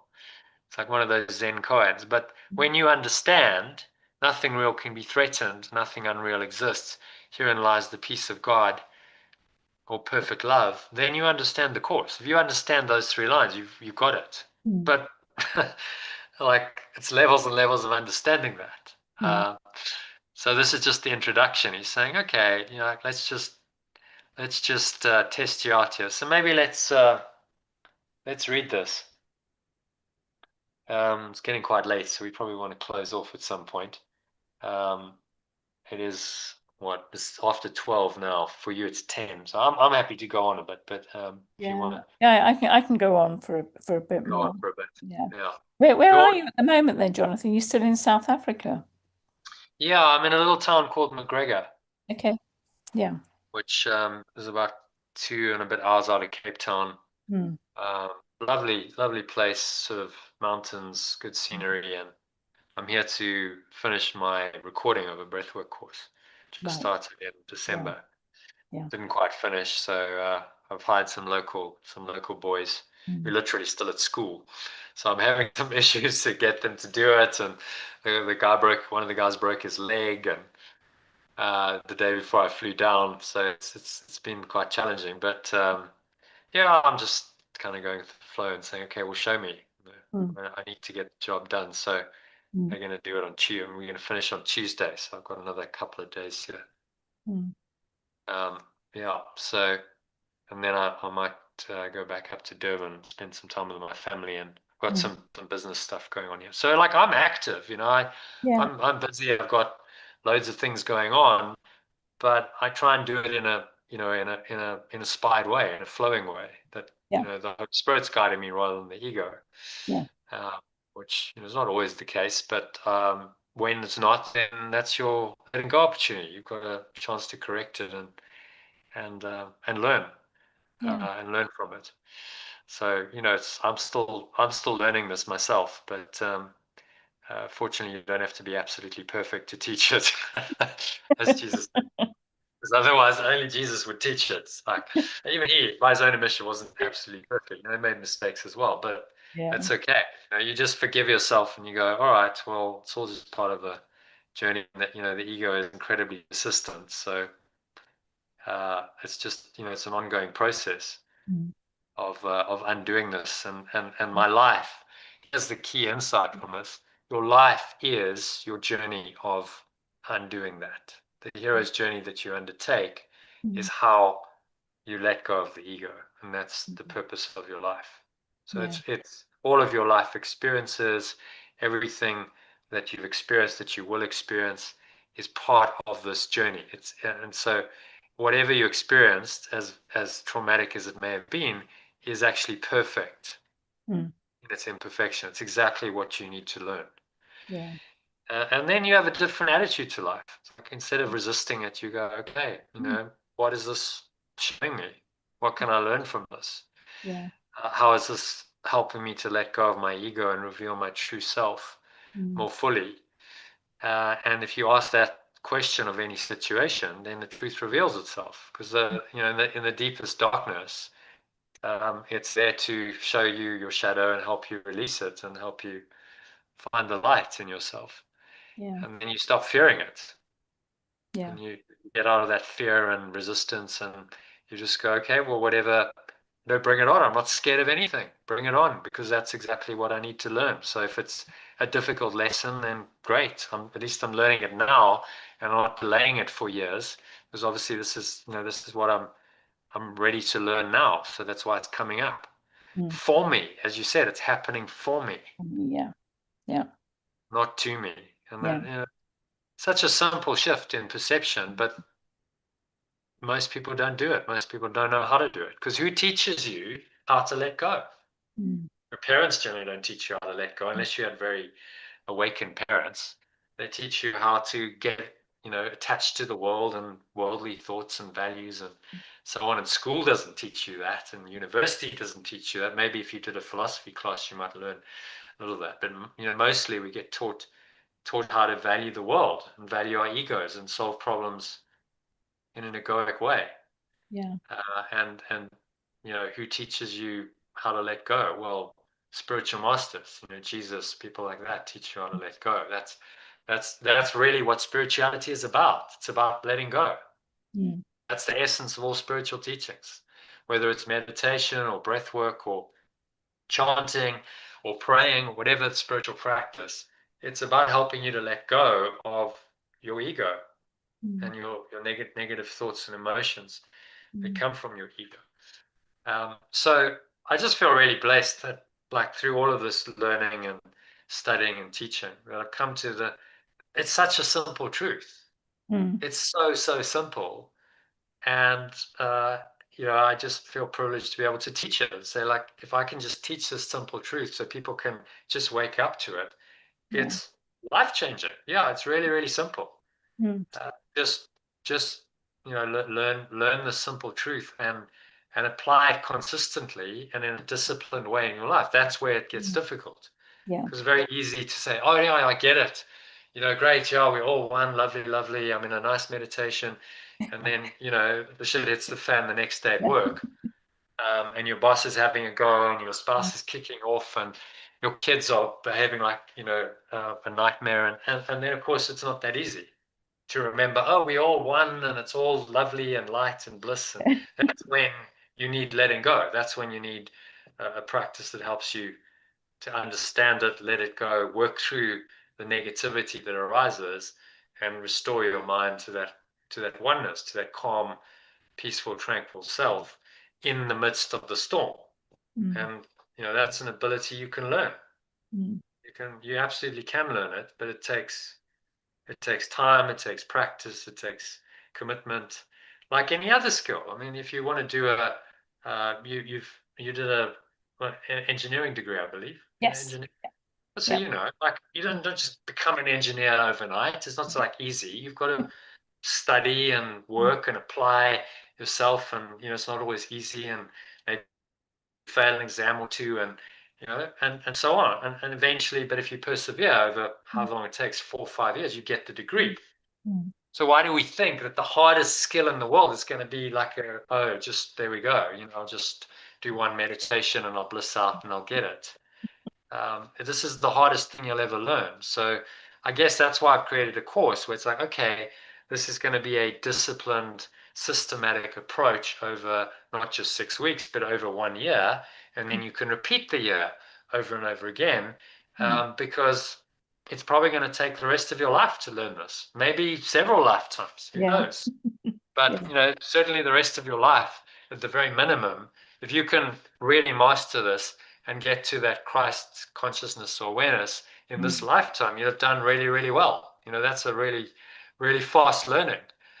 given, how stubborn the ego is. So, hence I thought there was a need for the course and a program that really took people through this in a very disciplined, systematic way. What I found with a lot of teachers of the course is they dip into it. They'll teach some of the principles, they'll quote, but they're not going, okay, let's start at day one, let's start at lesson one, and I'm just going to guide you through this lesson by lesson, section by section, and let's do this systematically. They don't. Maybe because it's too much effort. Because I know how much effort it is. Trust me, because I put this course together. It's a massive, it's a massive amount of work to put a course and a program like this together. But I thought it was necessary. I couldn't find a program like this, so I was like, well, then I better build it, because I think it needs to be done, and someone's got to do it. So then that becomes your calling. That then becomes, that was my unique calling and purpose in this world. And when you find it and you lock into that, then you find a way. Like, I've had to go through many difficulties and obstacles to do this, but it's like somehow you find a way, because the Spirit is with you, and it's inspiring you to do it. And my great wish for you is that you find that in your own life. What is your purpose? What did you come here? That has been the elusive thing. But I've been seeking answers to that question. But it comes from awareness of your true self. Yes. That's where it comes from. Yeah. So you can't get that purpose until you have an awareness of who you really are. Yeah. Because otherwise the purpose is tainted. It's the ego, and it's coming in, and it's telling you all kinds of false things, and it's seeking outside of you. When you really start to connect with who you are, then that purpose will reveal itself. Yeah. And sometimes that means you've got to go through some difficulty and challenge. I had to go through times when I was like, I don't even want to live anymore. This is like, it's such a shit show. I just want to, end it all. And we've probably all been there, but you have to kind of go through that dark nights of the soul to then allow it to be revealed. Then post that, having gone through that, dealt with the worst of the ego, what starts to unfold is like, okay, I do feel that inspiration. I do feel that I have a purpose and a mission here. Yes, it's still an illusion, but while I'm here, I have a purpose in the world, and I need to fulfill that purpose. And now you have a higher purpose. Now you have something that's going to inspire you through every difficulty, through every trial, through every challenge, through every obstacle that you face on the journey, because it's a transcendent purpose, because it's taking you home to the divine. It's serving the highest purpose there is, and you know that you have to find a way. And so that's inspiration rather than motivation. The ego's motivation is very short-lived. It's very like, okay, I set a goal and I want an outcome, and then I'll work towards that goal because I have an expectation of the outcome. And of course, if I don't get the outcome, then I'm really disappointed. So there's a lot of disappointment and heartache in that path. And even if I get to the outcome, I'm probably not going to be very satisfied with it, because then my ego is going to say, well, what's next? That's not good enough. You need something more. Inspiration is entirely different. Inspiration is like, okay, I have this higher purpose of awakening to myself and extending this to the world. Show me how to do that. I don't know how, but I'm willing, I'm open, I'm willing to be used as an instrument. I'm willing to be guided. Show me. And then you just get used and you get shown, and life becomes quite interesting, because you just don't know necessarily. Like, you don't know where you're going to be. You don't know who's going to show up in your life. You don't know what miracles are going to come next. It's actually the most interesting, spontaneous way to live your life. Paradoxically, because the ego is saying, oh, that's really boring. It's super boring. There's nothing interesting. You're letting go of the whole world. No, you need to hold on to, the things that you like, because that's what. But actually, when you let go of them, you find this really interesting, purposeful, inspired life starts to unfold for you, and you're just kind of being taken by it, and it just kind of takes you in directions and places that maybe you couldn't have conceived of. You couldn't have conceived of with your ego, because it didn't want you to go there. And so that's what starts to happen. Carl Jung talked about synchronicity. Mm. Synchronicity, Yeah. it's the flow of life that starts to take you in directions you didn't even know about before. The chance encounters with people, like, we met over a year ago. These are things you can't really script. You can't go, oh, well, at this event I'll meet this teacher called Jono, and then I'll do this. It just happens, and it just unfolds for you, because you just happen to be in the right place at the right time. And that was by some kind of divine grace. You didn't plan that. There's a great teaching that led to the whole Reformation movement, which was that it's not by works, but by grace that we are saved. So it's a scripture which Martin Luther meditated on, prayed on for a whole night to get the insight that eventually broke the power of the Catholic Church. Because he went, what you guys are doing is saying we are saved by works. You're going to pay your indulgence. They had this ridiculous system of paying indulgences, where you would pay so many coins to have your sins alleviated and to go to heaven, and then you could pay for your relatives. It's just like, seriously, guys, this is a con of note. And he saw through it, and based on that biblical verse, and he went, and there you go. So he let go again. He let go of his belief in the sin and the guilt that the Catholic Church espoused and all of the corruption that led to. And he went, no, we need to go back to the original scripture, and we need to hold true to that. It is not by works, but by grace that we are saved. And so he let go of the sin and the guilt, and he felt the calling to teach that. He was like, okay, this Catholic Church, someone's got to say something, because this is just outrageous what they're doing. And so he had the courage then to write his 95 treatises and pin it on the wall at the church in Wittenberg on the door. And that kicked off the whole Reformation, because people went, yeah, he has a point. What he's saying is true. And he nearly died for it. They tried him. They said, you will recant, or we'll put you to death. And he went, no, I can't. So if I must die, I must die.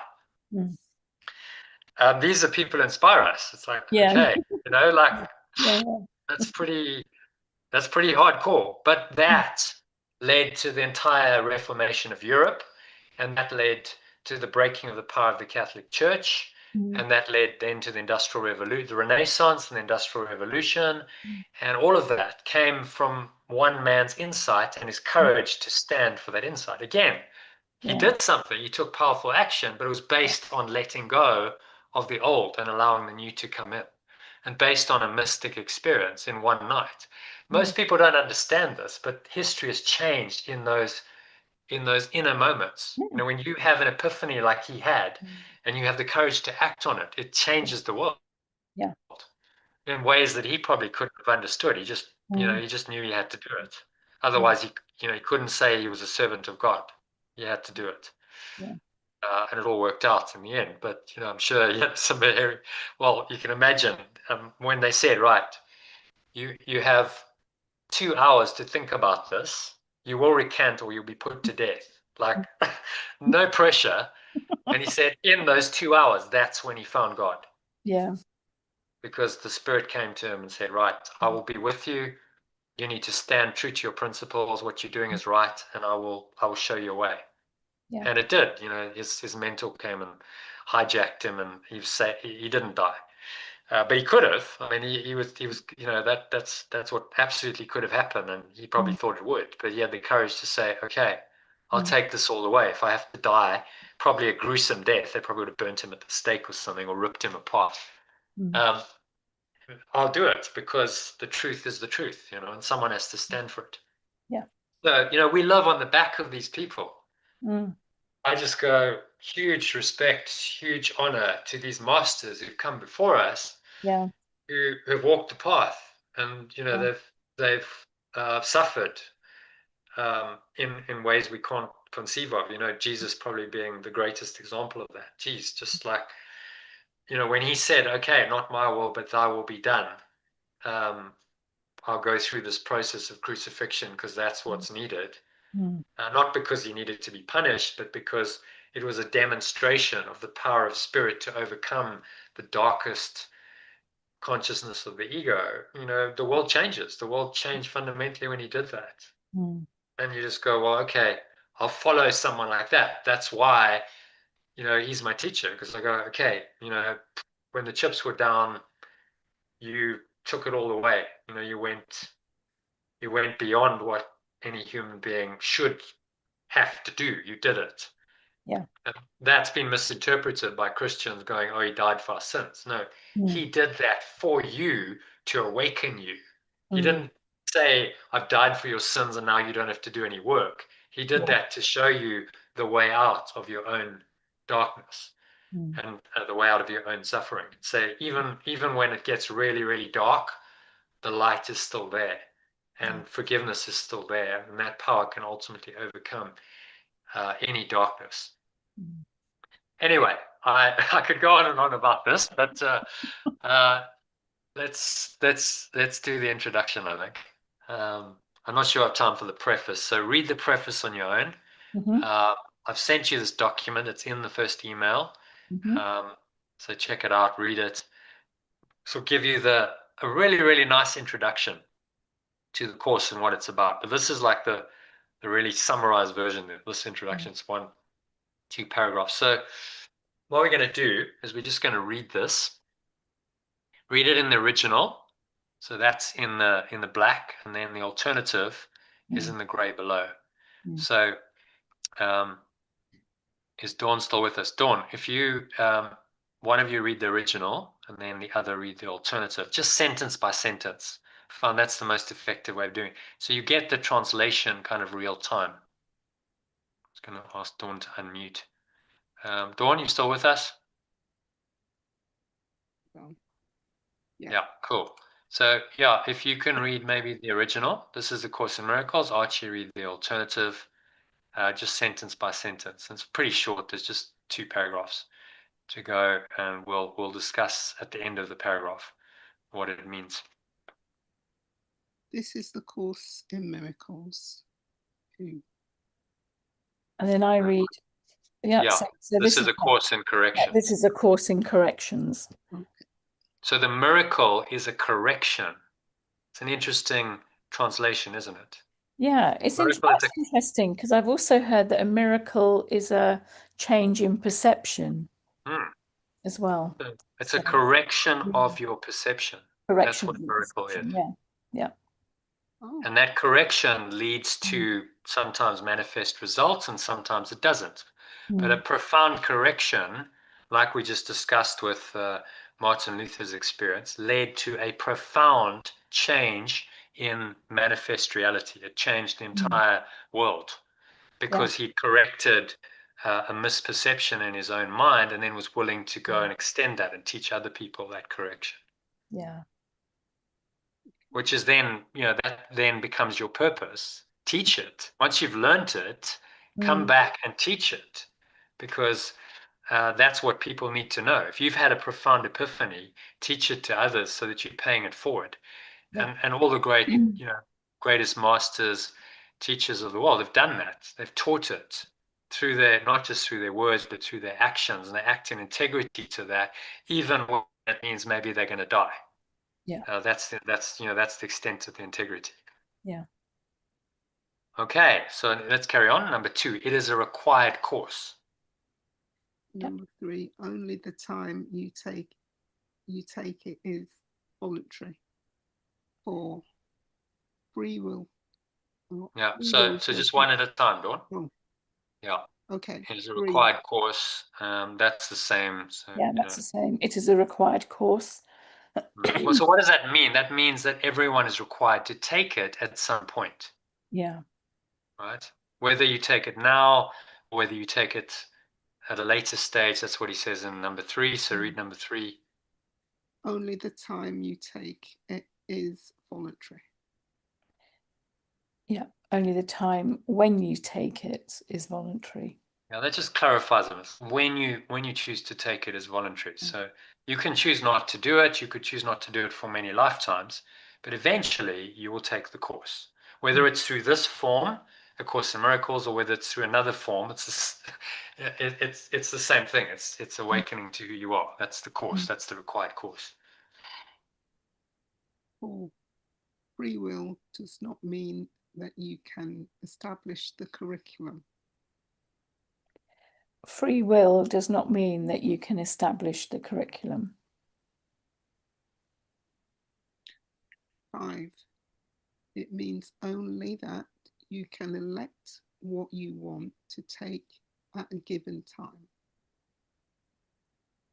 It means only that you can decide what you want to learn at a given time. 6. The course does not aim at removing the blocks to the awareness of love's presence, which is your natural inheritance.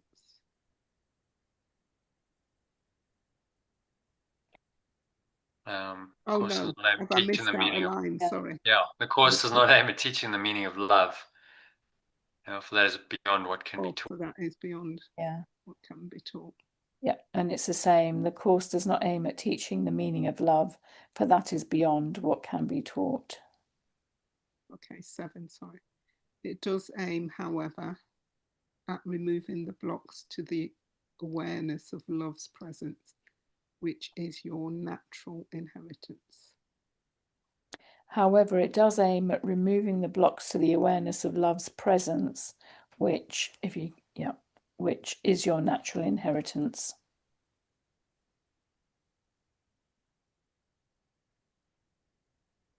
Number 8, John.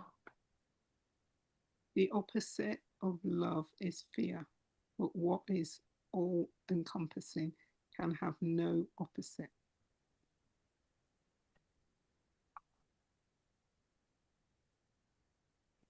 And it's the same. The opposite of love is fear, but what is all-encompassing can have no opposite.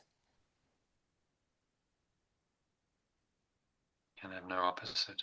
Notice that some of that's capitalized. So when he says love, he makes it small, but I've made it big, capitalized, because love is on the same level as God, as Christ, as Spirit.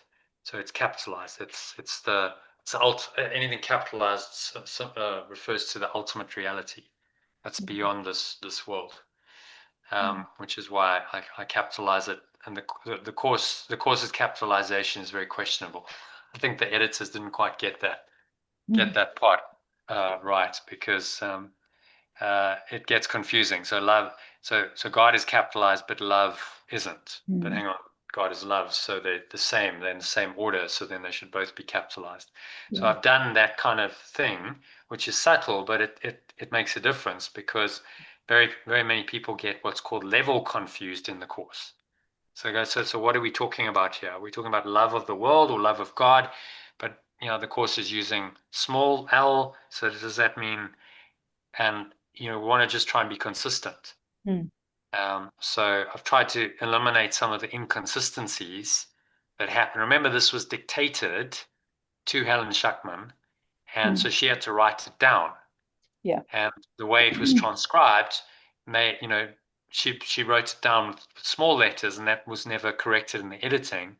But maybe Jesus meant it to be capitalized. And if you read it carefully enough, and you start to look at it in context of the whole course's message, then these changes that I've made make sense.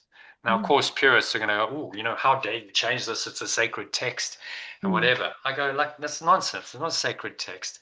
It's a beautiful text, there's no doubt. But there's maybe some mistakes in it. There's some errors, and those can be fixed and corrected. And why not reinterpret some of it and use other language if it's more helpful? Because that's kind of the whole point. It's supposed to be a learning aid. It's supposed to help people learn. So if people don't like the term God or Christ or Holy Spirit, and it turns them off this, then use another term. Surely. I mean, that just makes complete sense to me. No doubt, there will be, course purists who don't like it. But my mission is to help people learn this more easily, more quickly. And this developed, when I first started, I didn't intend to do this. It just kind of developed as we're teaching this. I'm like, okay, so if you start changing the language, and people, oh, okay, yeah, that makes more sense to me. And then I'm like, okay, well, maybe this is what I need to do then. I need to translate, some of these terms to make it more understandable. And instead of just doing it on the fly, write it down. So then it's there for everyone to read.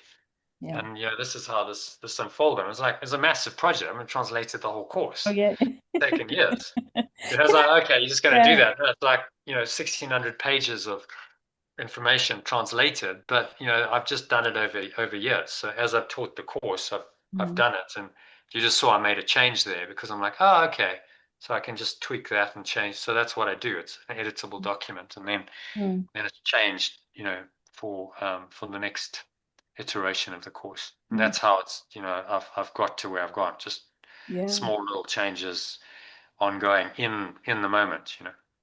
Can I ask So a question, yeah, please, Jonathan? please. So, did Helen Schuckman actually channel this from Jesus, A Course in Miracles? Because I've seen a version of it which says it, which has Jesus as the author.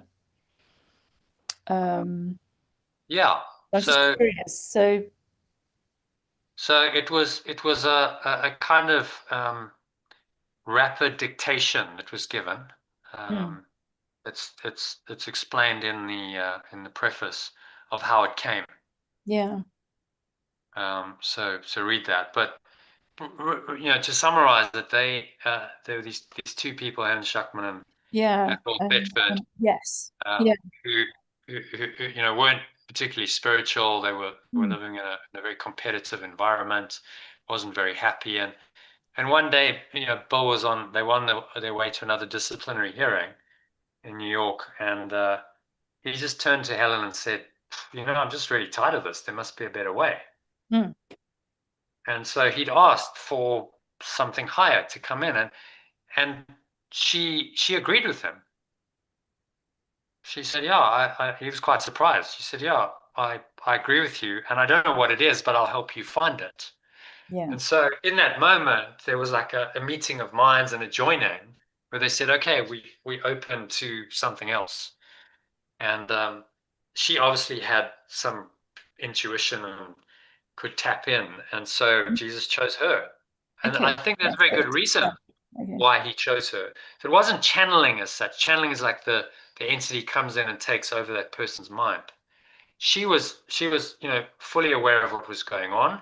She just heard this voice, and it would kind of dictate to her. She would just get this, and it would come, and then it would go, and she just write down what it said, and then it would go away for a while, and then it would pick up where it left off seamlessly. It's like, okay, we're just going to pick up exactly where we left off, and she just writes it down. It was like she was the scribe. She was dictating. Okay. Yeah. Okay. So she was writing down what was dictated to her, and obviously, initially it freaked her out completely, but as she got used to it, got better at it, she got better at it, and you'll see as the course progresses, the material gets better.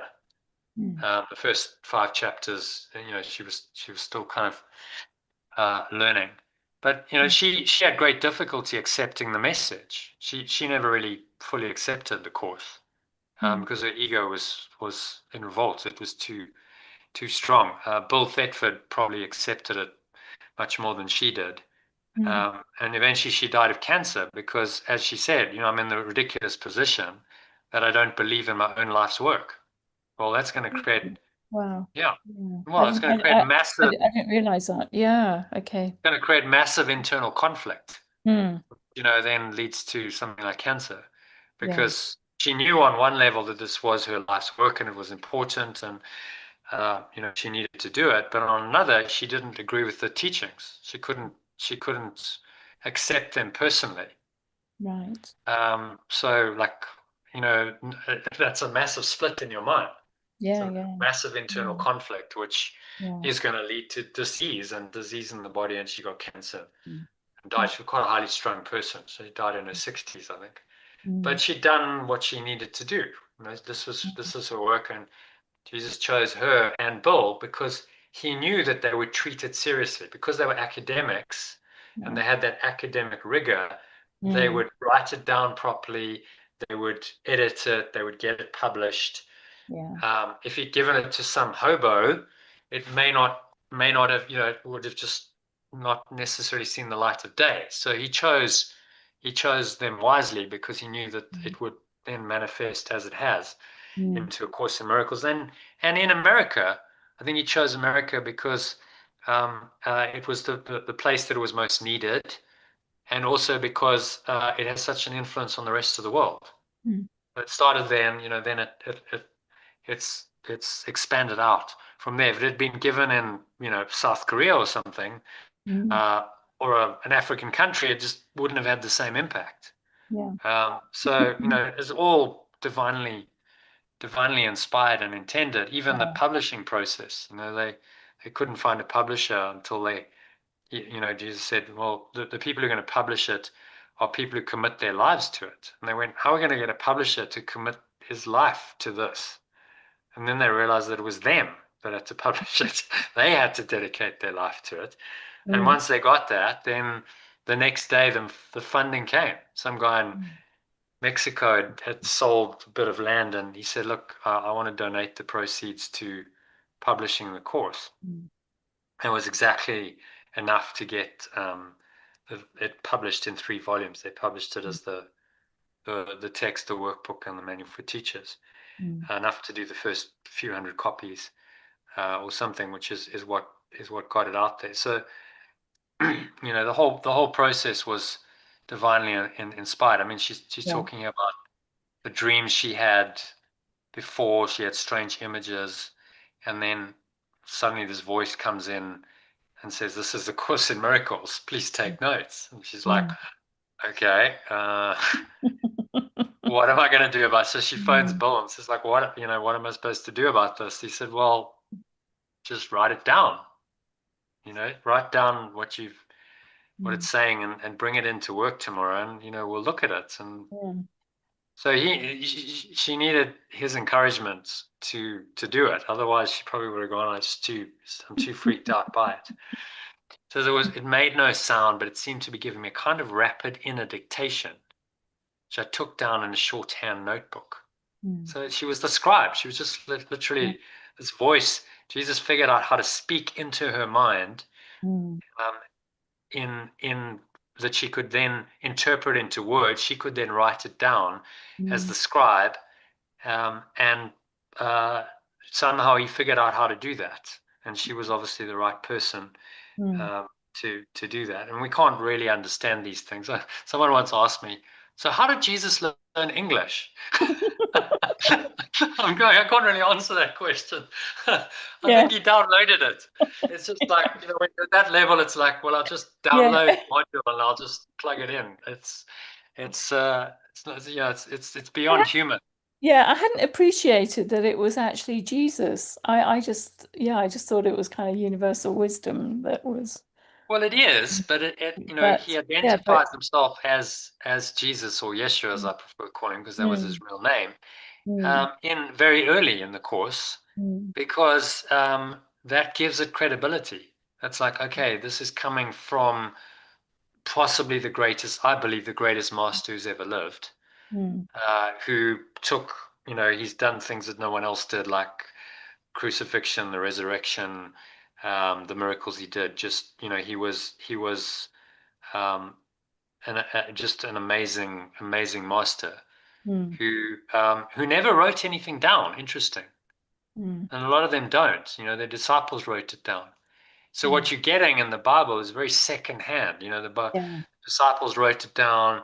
They didn't really fully understand what he was teaching, and then people came along and edited it. Some of the Gospels were written 50 to 100 years after he lived. Exactly. From accounts, Matthew was written by Matthew, but Mark wasn't, and Luke wasn't. John and Matthew were written by the disciples. We think anyway, but 2 of them weren't. So a lot of the teachings, maybe just it wasn't carried through. It was secondhand accounts. Here you're getting, okay, this is the master teaching you in his own words Yeah. what he really taught. So that's very powerful. Very, a lot of people don't believe it. And I'm like, well, if he wanted to get this book into the world, he's going to find a way, isn't he? And that's what he did.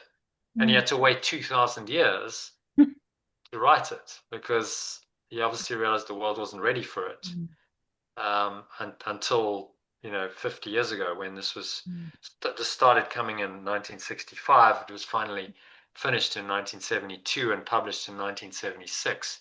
So it's within our lifetime. This is the first lifetime you could have come into contact with this material, which means we're really blessed. I think this will go on to become one of the great spiritual texts of all time. Alongside the likes of the Bhagavad Gita and the Tao Te Ching and things like that, it'll become a classic. It's still fairly new in its history, but it's made a profound impact on many people because of the clarity of what it's saying, and that it doesn't pull its punches. He's just telling it like it is. Yeah. Which is quite refreshing in a world of a lot of lies and a lot of compromise as well. So as she said, she just wrote down what the voice said, and Bill would then type it up, and so they collaborated, and that process took about 7 years. Text first, which would be logical, that's the theory, then the workbook, which is the practice of the theory, and finally the manual for teachers, which is like an FAQ. So it's a very well constructed, logical course, and then they edited it and they put in chapter titles and so on to make it more readable. But essentially, it's largely the same as what she transcribed. Which, in my view, gives it a lot of authenticity. And I mean, Bill said to Helen, he said, no disrespect, Helen, but you're not writing this. This isn't you. She said, yeah, I know it's not me. This is the voice in my head. And I was like, what do I do with it? Well, he said, just go with it. It's obviously trying to tell you something. So, go with it. And fortunately, she went through the process and did it. And now we have this, this great teaching, which is a mind training course of epic proportions that can, I believe, in one lifetime, you can do it. You can become enlightened wherever you start with this course, because he gives you the whole teaching. There's nothing missing here. He tells you exactly how to do it, and he's given you not just the theory, like some of the Bhagavad Gita, Tao Te Ching, lovely texts, but they don't have necessarily a practical side. Like, okay, so this is what you're going to practice. He's giving you practical exercises, meditations, essentially, to do every day to practice this so that you can learn it. So that's why he's called it a course. The likes of it hasn't been seen before. It's just a phenomenal. I think it's going to go down as, I believe it's the greatest book, and in time it will come to be acknowledged as that. This is an absolute masterpiece. I just feel honored that it was obviously translated and say, okay, let's make it. It needs a bit of updating. It was written ago. It was written in the Christian idiom, using Christian, because I guess that's what was familiar to people.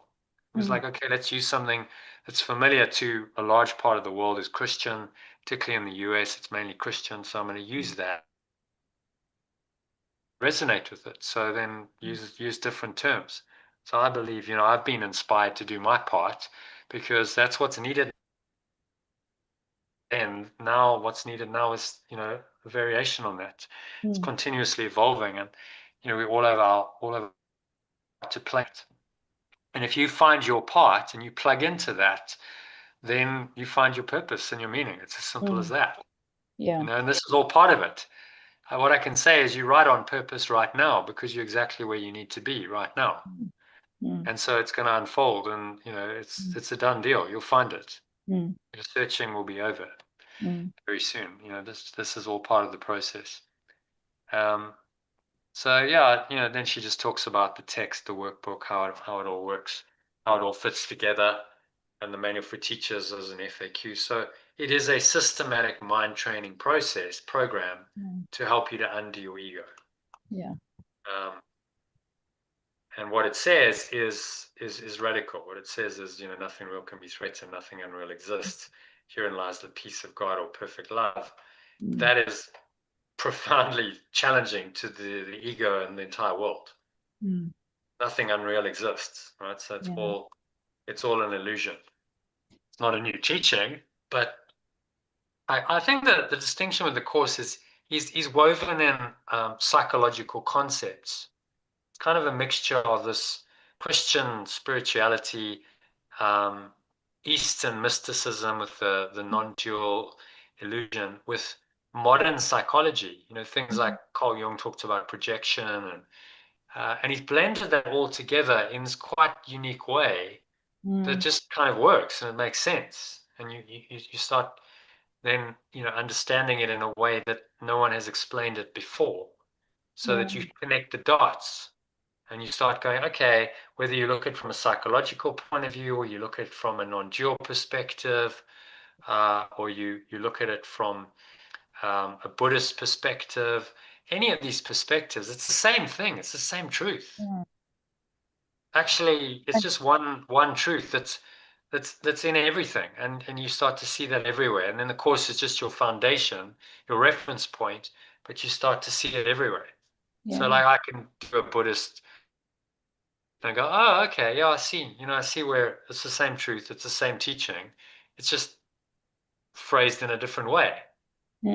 Jesus' forgiveness is the Buddha's non-attachment. Well, 6 of one, half a dozen of another, like call it non-attachment, call it forgiveness. It's the same thing.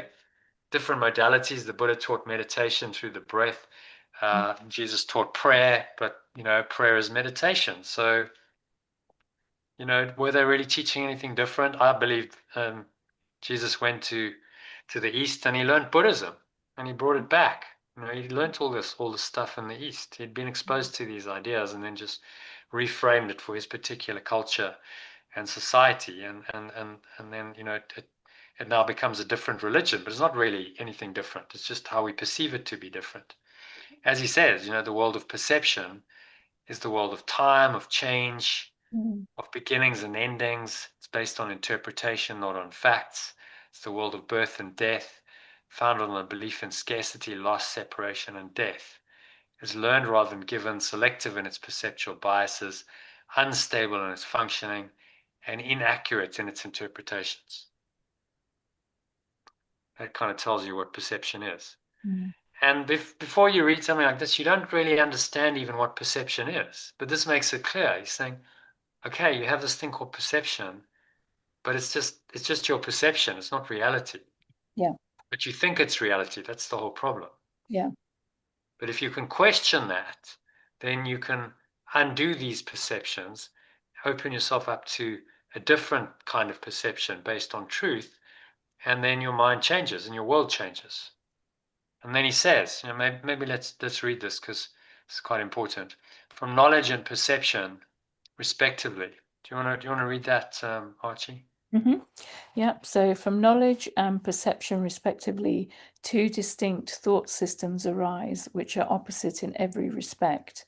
In the realm of knowledge, no thoughts exist apart from pure, formless awareness of perfect love, because pure, formless awareness of perfect love and its extension share one awareness. The world of perception, however, is made by the belief in opposites and separate minds in perpetual conflict with each other and with pure, formless awareness of perfect love. What perception sees, hears, and senses appears to be real because it permits into awareness only what is in accordance with the wishes of the perceiver. This leads to a world of illusions, a world which needs constant defense precisely because it is not real. It's just beautifully said. Just so clear, concise. This was actually guided in the same way as the rest of the course was. This is a summary of the whole course. So Jesus wrote this.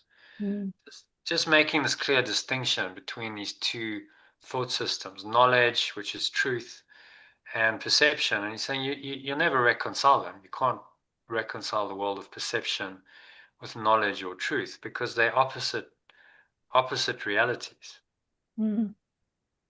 And the world of perception is based on duality. It's based on opposites.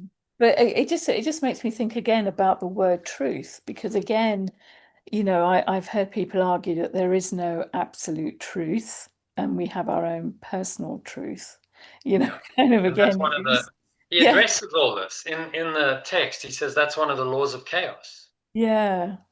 So there's multiple versions of the Multiple truth. versions of the truth, exactly. And your truth is as true as mine is. Okay, so Yeah. my truth is that I think murder and anger and hatred is okay, so it's justified to go and kill people. And your truth is, do you think it's good to be loving and kind? But both truths are equally true. I know. So there is, really work. yeah. So there is an absolute truth then. Yeah. There has to be. If there's a God, then there's an absolute truth. Yeah. And our job is to become aware of that and align ourselves with that. And that's spiritual awakening. Yeah. And because there's an absolute truth, we can go back to it. If there was no absolute truth, we're stuck in perception forever. The world is just a perceptual reality, and there's never an absolute truth, and we're lost in perception, and we'll never find our way out of the mess. Because there's an absolute truth, we can find our way back to that absolute truth. The ego obviously will dispute this. Will say, no, there's no absolute truth. But you know, if you really look at that argument, it doesn't really hold water. Okay, so if there's no absolute truth, then where did it all come from? Right, the Big Bang. Okay, it came out of nothing. Well, what's nothing? Where did it? What is that? There must have been some awareness that preceded that explosion of energy into, and that's where, you know, the scientists, they can't explain it. At time t equals 0, they know nothing. They, by their own admission, we know nothing at time t equals 0. All our models break down because the ego doesn't exist there. So what exists there? And the mystics go into that space and they go, that's truth, that's knowledge. Beyond time, beyond space, beyond all the illusions that the ego mind has created in this perceptual world, lies that absolute truth or awareness we call God. And when you unite with that and you become aware of that, then you awaken to who you really are, because that's what you are. That's your own true fundamental self or awareness. So simple. What a simple teaching. But we overlook it because the ego doesn't want to know that. Because if you know that, then where does that leave your separate self? Nowhere. Separate self then must be an illusion. You start realizing, well, I can't be a separate person and a separate self stuck in this body with all of my, you know, petty concerns and worries and fears and anxieties, and ultimately I'm doomed to suffer and die. I can't be that then. If this teaching is true, if there is an absolute truth, I cannot be that. I have to be the absolute truth then. So then I have to renounce this. I have to let it go, which means I have to collapse my separate identity, which the ego then is terrified of, because it's like, oh my God, I'm going to die. I remember when I was going through that midlife crisis. I remember one incident so clearly. I was just walking up the stairs. I remember so clearly when it was. And I said to myself, Jesus, Jono, this stuff's going to kill you. And that was the ego going, okay, I'm starting to realize the full import of what I'm studying. This is going to destroy my separate self. It's going to kill the Jono identity. And then the sort of next moment, as the Holy Spirit came and said, yeah, well, that's kind of the whole point. What did you think you were going to awaken and keep your ego intact? You know, I knew all the theory, dying to your separate, it all sounds great in the books, and dying to your separate self. But when you're actually faced with the reality of, okay, there's going to be no more Jono that is going to die, that separate self, that identity has to go, then it becomes quite like, whoa, this is like, where am I going with this? This is scary. But you have to go into that to awaken, you know, and that's why it's difficult, because the separate self is really, really scared and wants to carry on existing, even though it's miserable. Just it wants to carry on existing in its miserable state. because it wants to exist, because that's all the ego wants to carry on Mhm. doing, even though it doesn't really exist, and it doesn't have any true existence, and it doesn't really deserve to exist. Mm. It wants to exist, and so there's the conflict in our minds, Mm. which we have to resolve in some way or another, and this gives us a way out of that conflict, because there's a clear distinction, there's a clear choice that you can make, and you can make that choice in every situation that life presents you with. Mm. Mm. Once you learn how to make that choice, you master the art of letting go. You're awakened, then you become one of the Christ figures in the world, and you teach that by your example. Mm. And that then is but how you teach that, that's your higher purpose. Mm. So you might teach it in a different way from how I'm teaching it. Mm. You might teach it through music or art Mm. or dance or writing a blog, or writing a book, or doing a podcast, or whatever. However it's going to manifest through you, that's your unique contribution to this awakening process. Mm. And it'll come. You'll be guided. Don't worry. It'll reveal Mm. itself to you. The Mm. main thing is to learn this and start practicing it. Yeah. The more you do that, the more that purpose will reveal itself to you. And you just got to trust the process and go with it. Mm. So let's just read a couple more paragraphs, and then maybe we'll end it. From knowledge and perception. We read this one. Yes. Yeah, Yeah. we read that one. Very profound. Maybe Dawn, are you still with us? You read the other one. I'm just going to read the alternatives because it's quite late. When you've been caught in the world of perception. When you have been caught in the world of perception, you are caught in a dream. You cannot escape without help, because everything your senses show merely witness to the reality of the dream. Pure, formless awareness of perfect love gives the answer, the only way out, the true helper. It is the function of its voice, its remembrance of perfect love, and mediate between the two worlds. It can do this because, while on the one hand it knows the truth, on the other it also recognizes our illusions, but without believing in them. The remembrance of perfect love goal is to help us escape from the dream world by teaching us how to reverse our thinking and unlearn our mistakes. Letting go is the remembrance of perfect love's great learning aid in bringing this thought reversal about. However, the Course has its own definition of what letting go really is, just as it defines the world its own way. Yeah, so you see the original has got God and Holy Spirit. Mm-hmm. So this is where the translations might be helpful. Remembrance of perfect love is the Holy Spirit. God is pure formless awareness of perfect love. And so instead of this, this Christian language, which can turn some people off, you get something that I think is a more accurate pointer to what it really is. God it's just an awareness, right? It's not I a like the other language as well, because I understand that other language. And I understand what the Holy Spirit is. So for me, the both are good. But yeah. I relate more to the older language, I suppose, maybe because I've yeah, which is fine. That's why I've got both of them in there. Yeah. I think the two are good.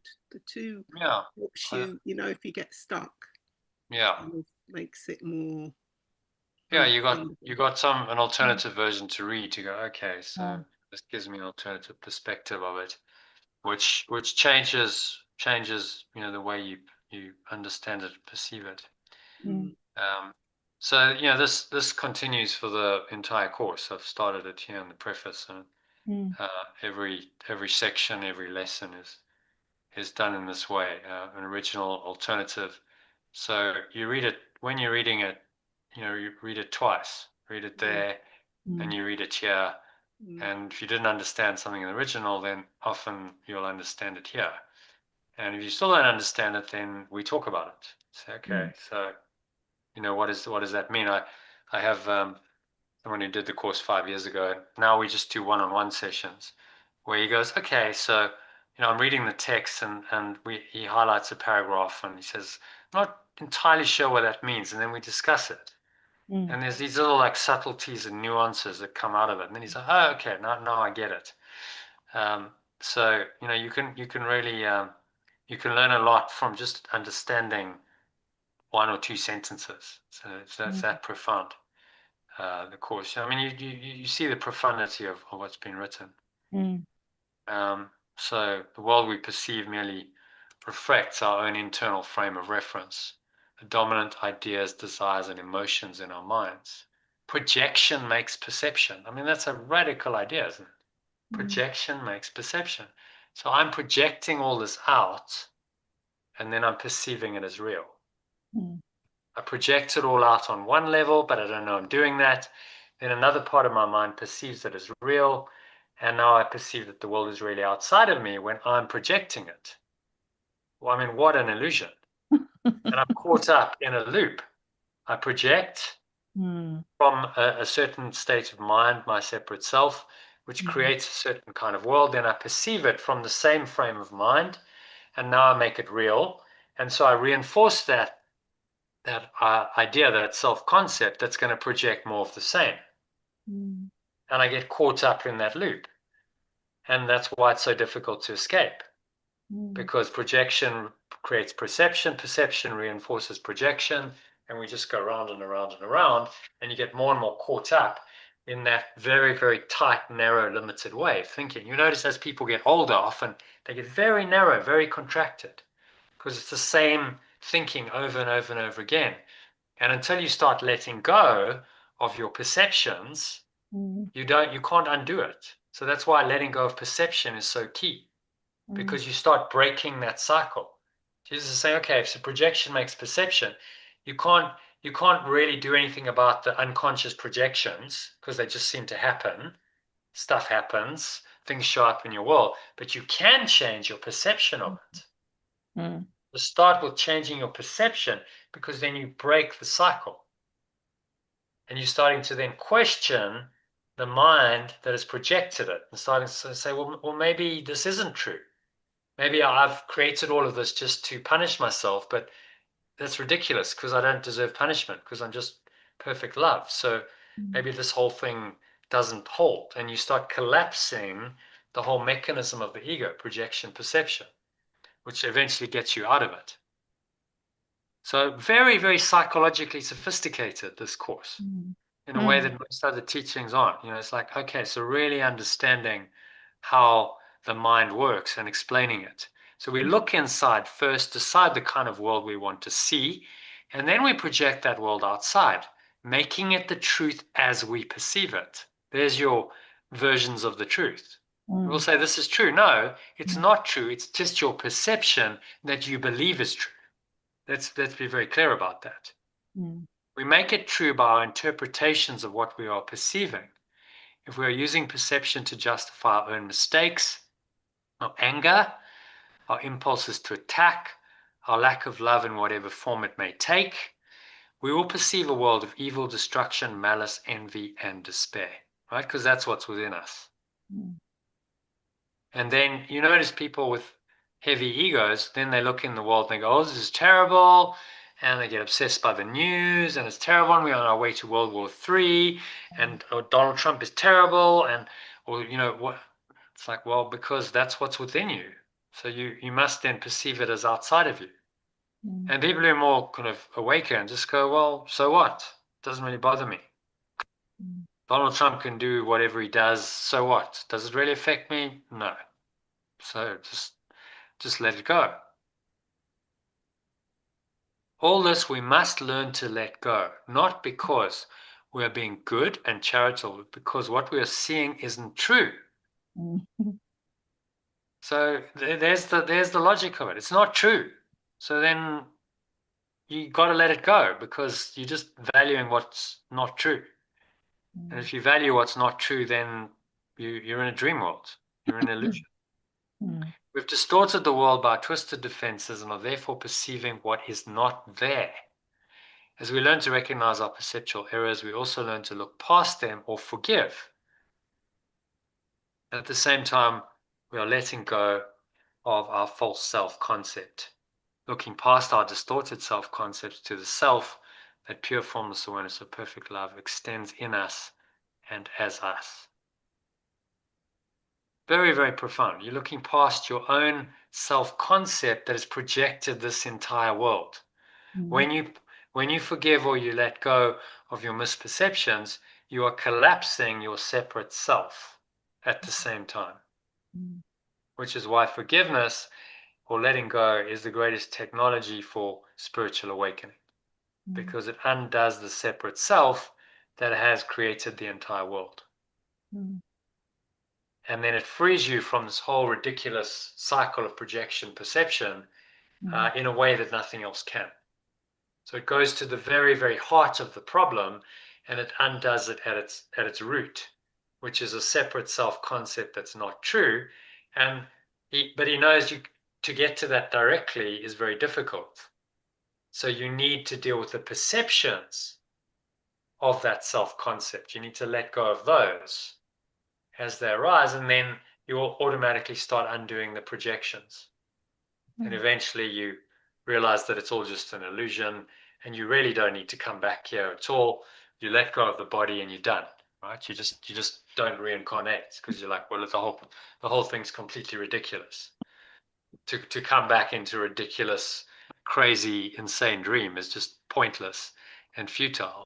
But you have to understand that. You have to really, really deeply know and understand that. Otherwise, you'll come back because you'll think that you still are a separate self and you've got to come and play out the game of being a separate self again and again. Mm. So now suddenly it all starts to make sense. You go, okay, all these teachings, all the Eastern teachings, it makes sense. Because now you've got a psychological perspective on it that is very, very clear and simple. And you go, okay, this makes sense. It explains the entire world. It explains how the universe came about. It explains everything. Finally, I've found the truth. Now your job just becomes to practice it. You just got to learn it. You don't have to go looking anywhere else. Just practice it until you've learned it as well as Jesus learned it. Because then you'll have awakened and your journey's over.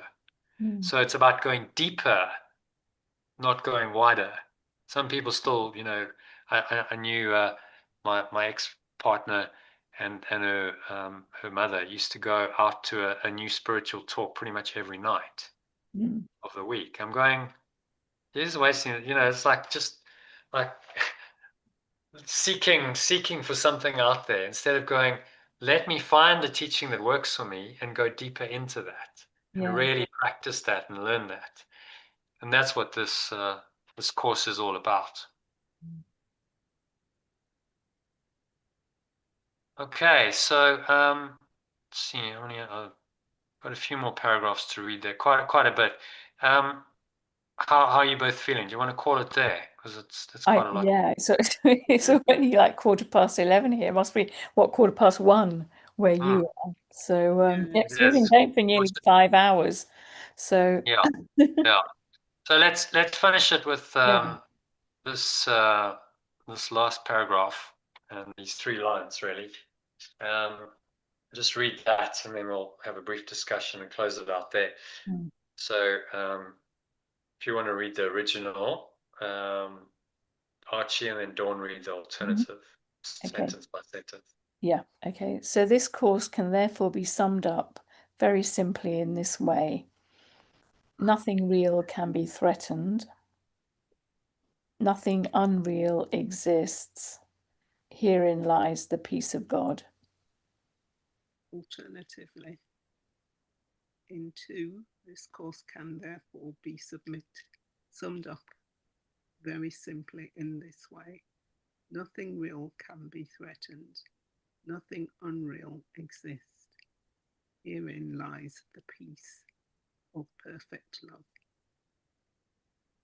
They're pretty much the same, except God is perfect love, which I find a significant translation. It's like the peace of God is the peace of perfect love. When you have perfect love, then you experience peace. And you will only do that when you understand that nothing unreal exists and nothing real can be threatened. So this is a summary of the entire metaphysics of the course. This is the 3-line summary of the text. As he says, can be summed up, summarized in this simple way. Nothing real can be threatened. So what is true, what is real within you cannot be threatened because it is unchangeable, it's untouchable, it can't be hurt or damaged in any way, and nothing unreal exists. So everything that isn't real is simply unreal. It has no true existence. And once you understand that, then you can find peace. Because you just don't value the unreal anymore. You see through the illusion of it and go, all of this is just unreal, so why am I making it real? By valuing it, by getting upset about it, by doing anything with it. I just need to let it go and realize that there's still peace, because that peace of perfect love can't be threatened. If it's eternal, it's always there, and none of these illusions can threaten it. They just cover it over, but they can't really damage it or threaten it in any way. And once you understand that, you have the recipe for staying peaceful no matter what happens. But it's a practice. The words make sense now, but then someone does something and pushes your buttons, and then you forget it. And then when you're not peaceful, then you've forgotten the truth, and you're not in the peace of perfect love anymore, because you're making what is unreal exist in your mind. If you get upset by something, what are you doing? You're making the unreal exist for you in your perception.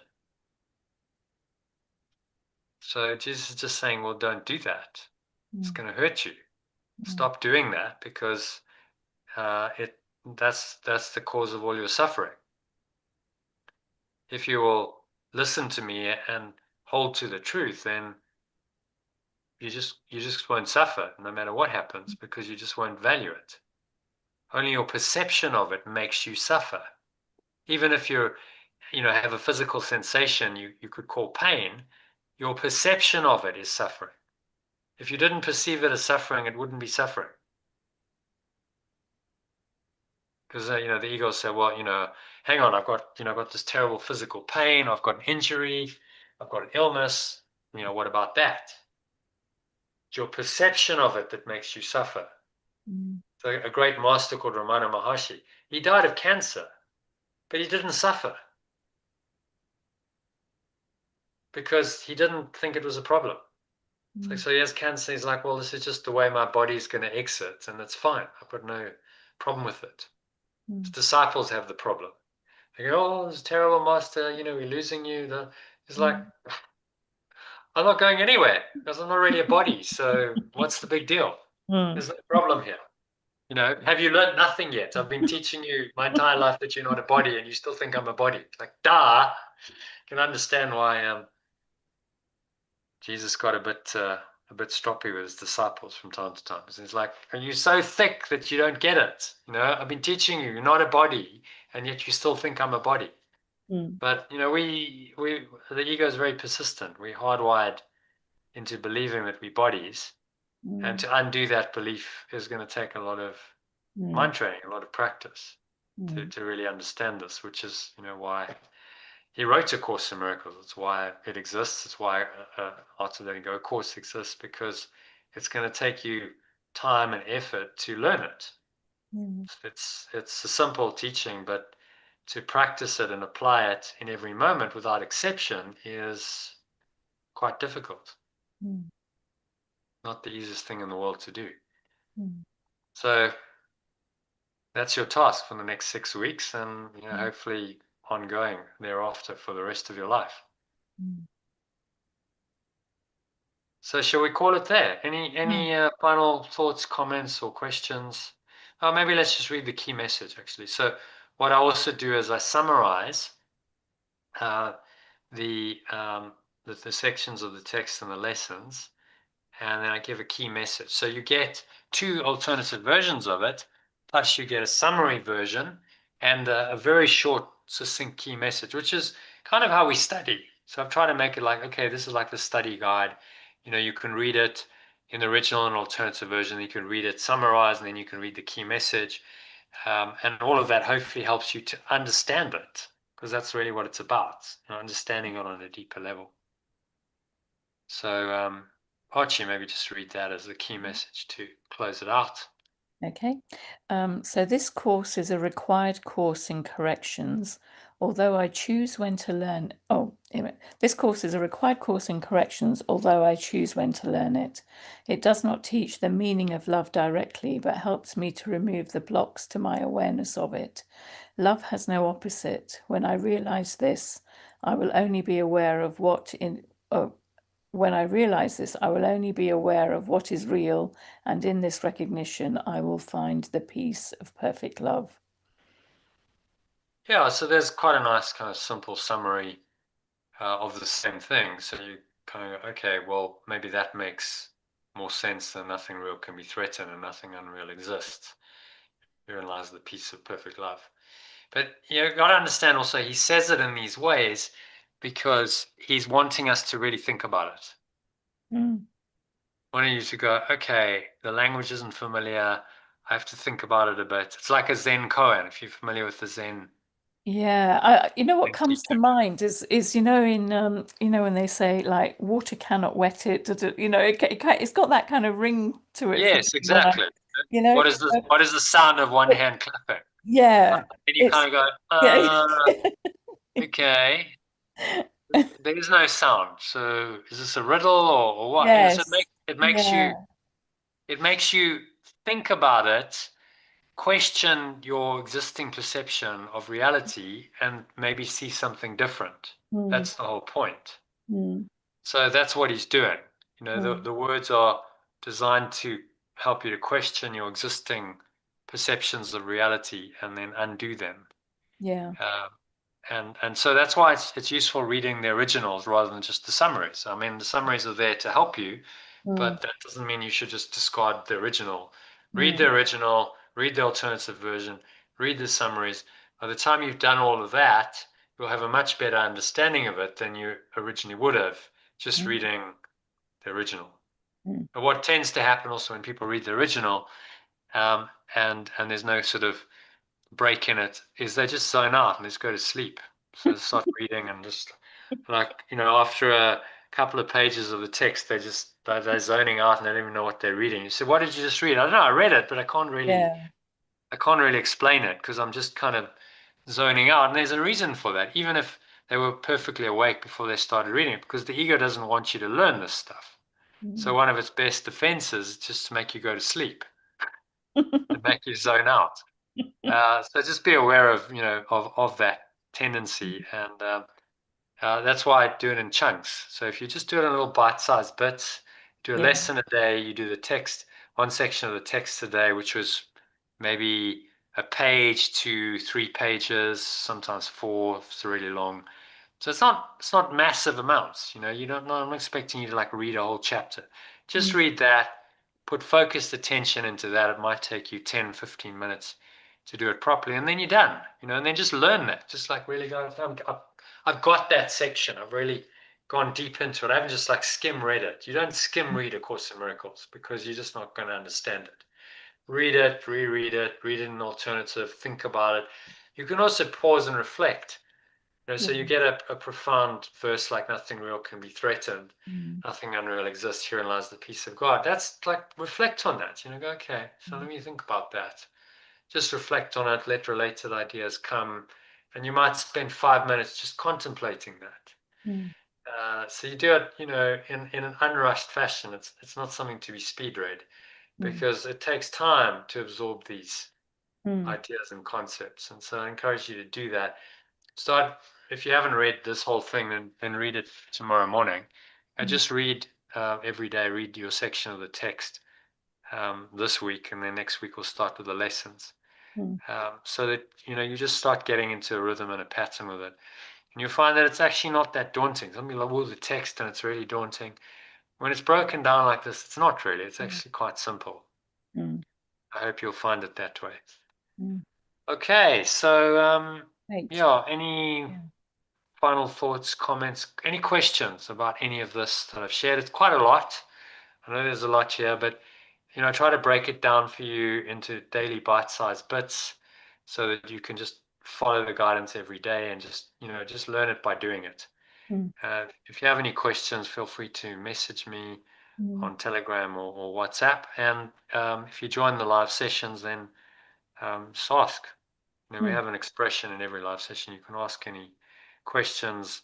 I also do one-on-one sessions. If you want to book a one-on-one, I do charge extra for that, but some people find that useful because then I can just dive into whatever you want to go, and we don't have several people to deal with, so that's also an option. But just reach out to me if you want to arrange that. So tomorrow there is going to be a session in the evening. Shall we start it at 6:30 or 7? I don't mind. What works best? I would prefer 7. Yeah. Because 7. then I can, only because then I can just have a bite to eat before we start the session. Dawn, I know you work, so later is better. Yeah. Okay. Yeah, it's probably later would be. Yeah. Okay. So we'll start at 7 tomorrow if you want to join. There's no obligation to do so, but do that if you can. Archie, I hope to see you then. And Dawn, yeah, let's chat tomorrow. You know, if you're just going to do once a week, then this was your once a week. But you know, if you want to change that basis, then let me know tomorrow. Okay. So thank you for joining the session. It's been quite long, but hopefully a good kind of overview, introduction. Read the stuff that we didn't cover, and just, you know, follow the instructions and directions that I give you every day in Telegram and your email. If you're not getting your email, then just do look at the email whitelist, and if you're still not getting it, let me know. And I will hopefully see you tomorrow evening. Yeah, brilliant. No, that was a great first session. Yeah. Thank you. Good. Yeah. Glad you enjoyed it. Yeah, I did. Okay, wonderful. Thank Right. you. Thank you. Yeah. All right. Thanks. Bye-bye. Good night. Namaste. Good night. Yes. Bye for now. Bye.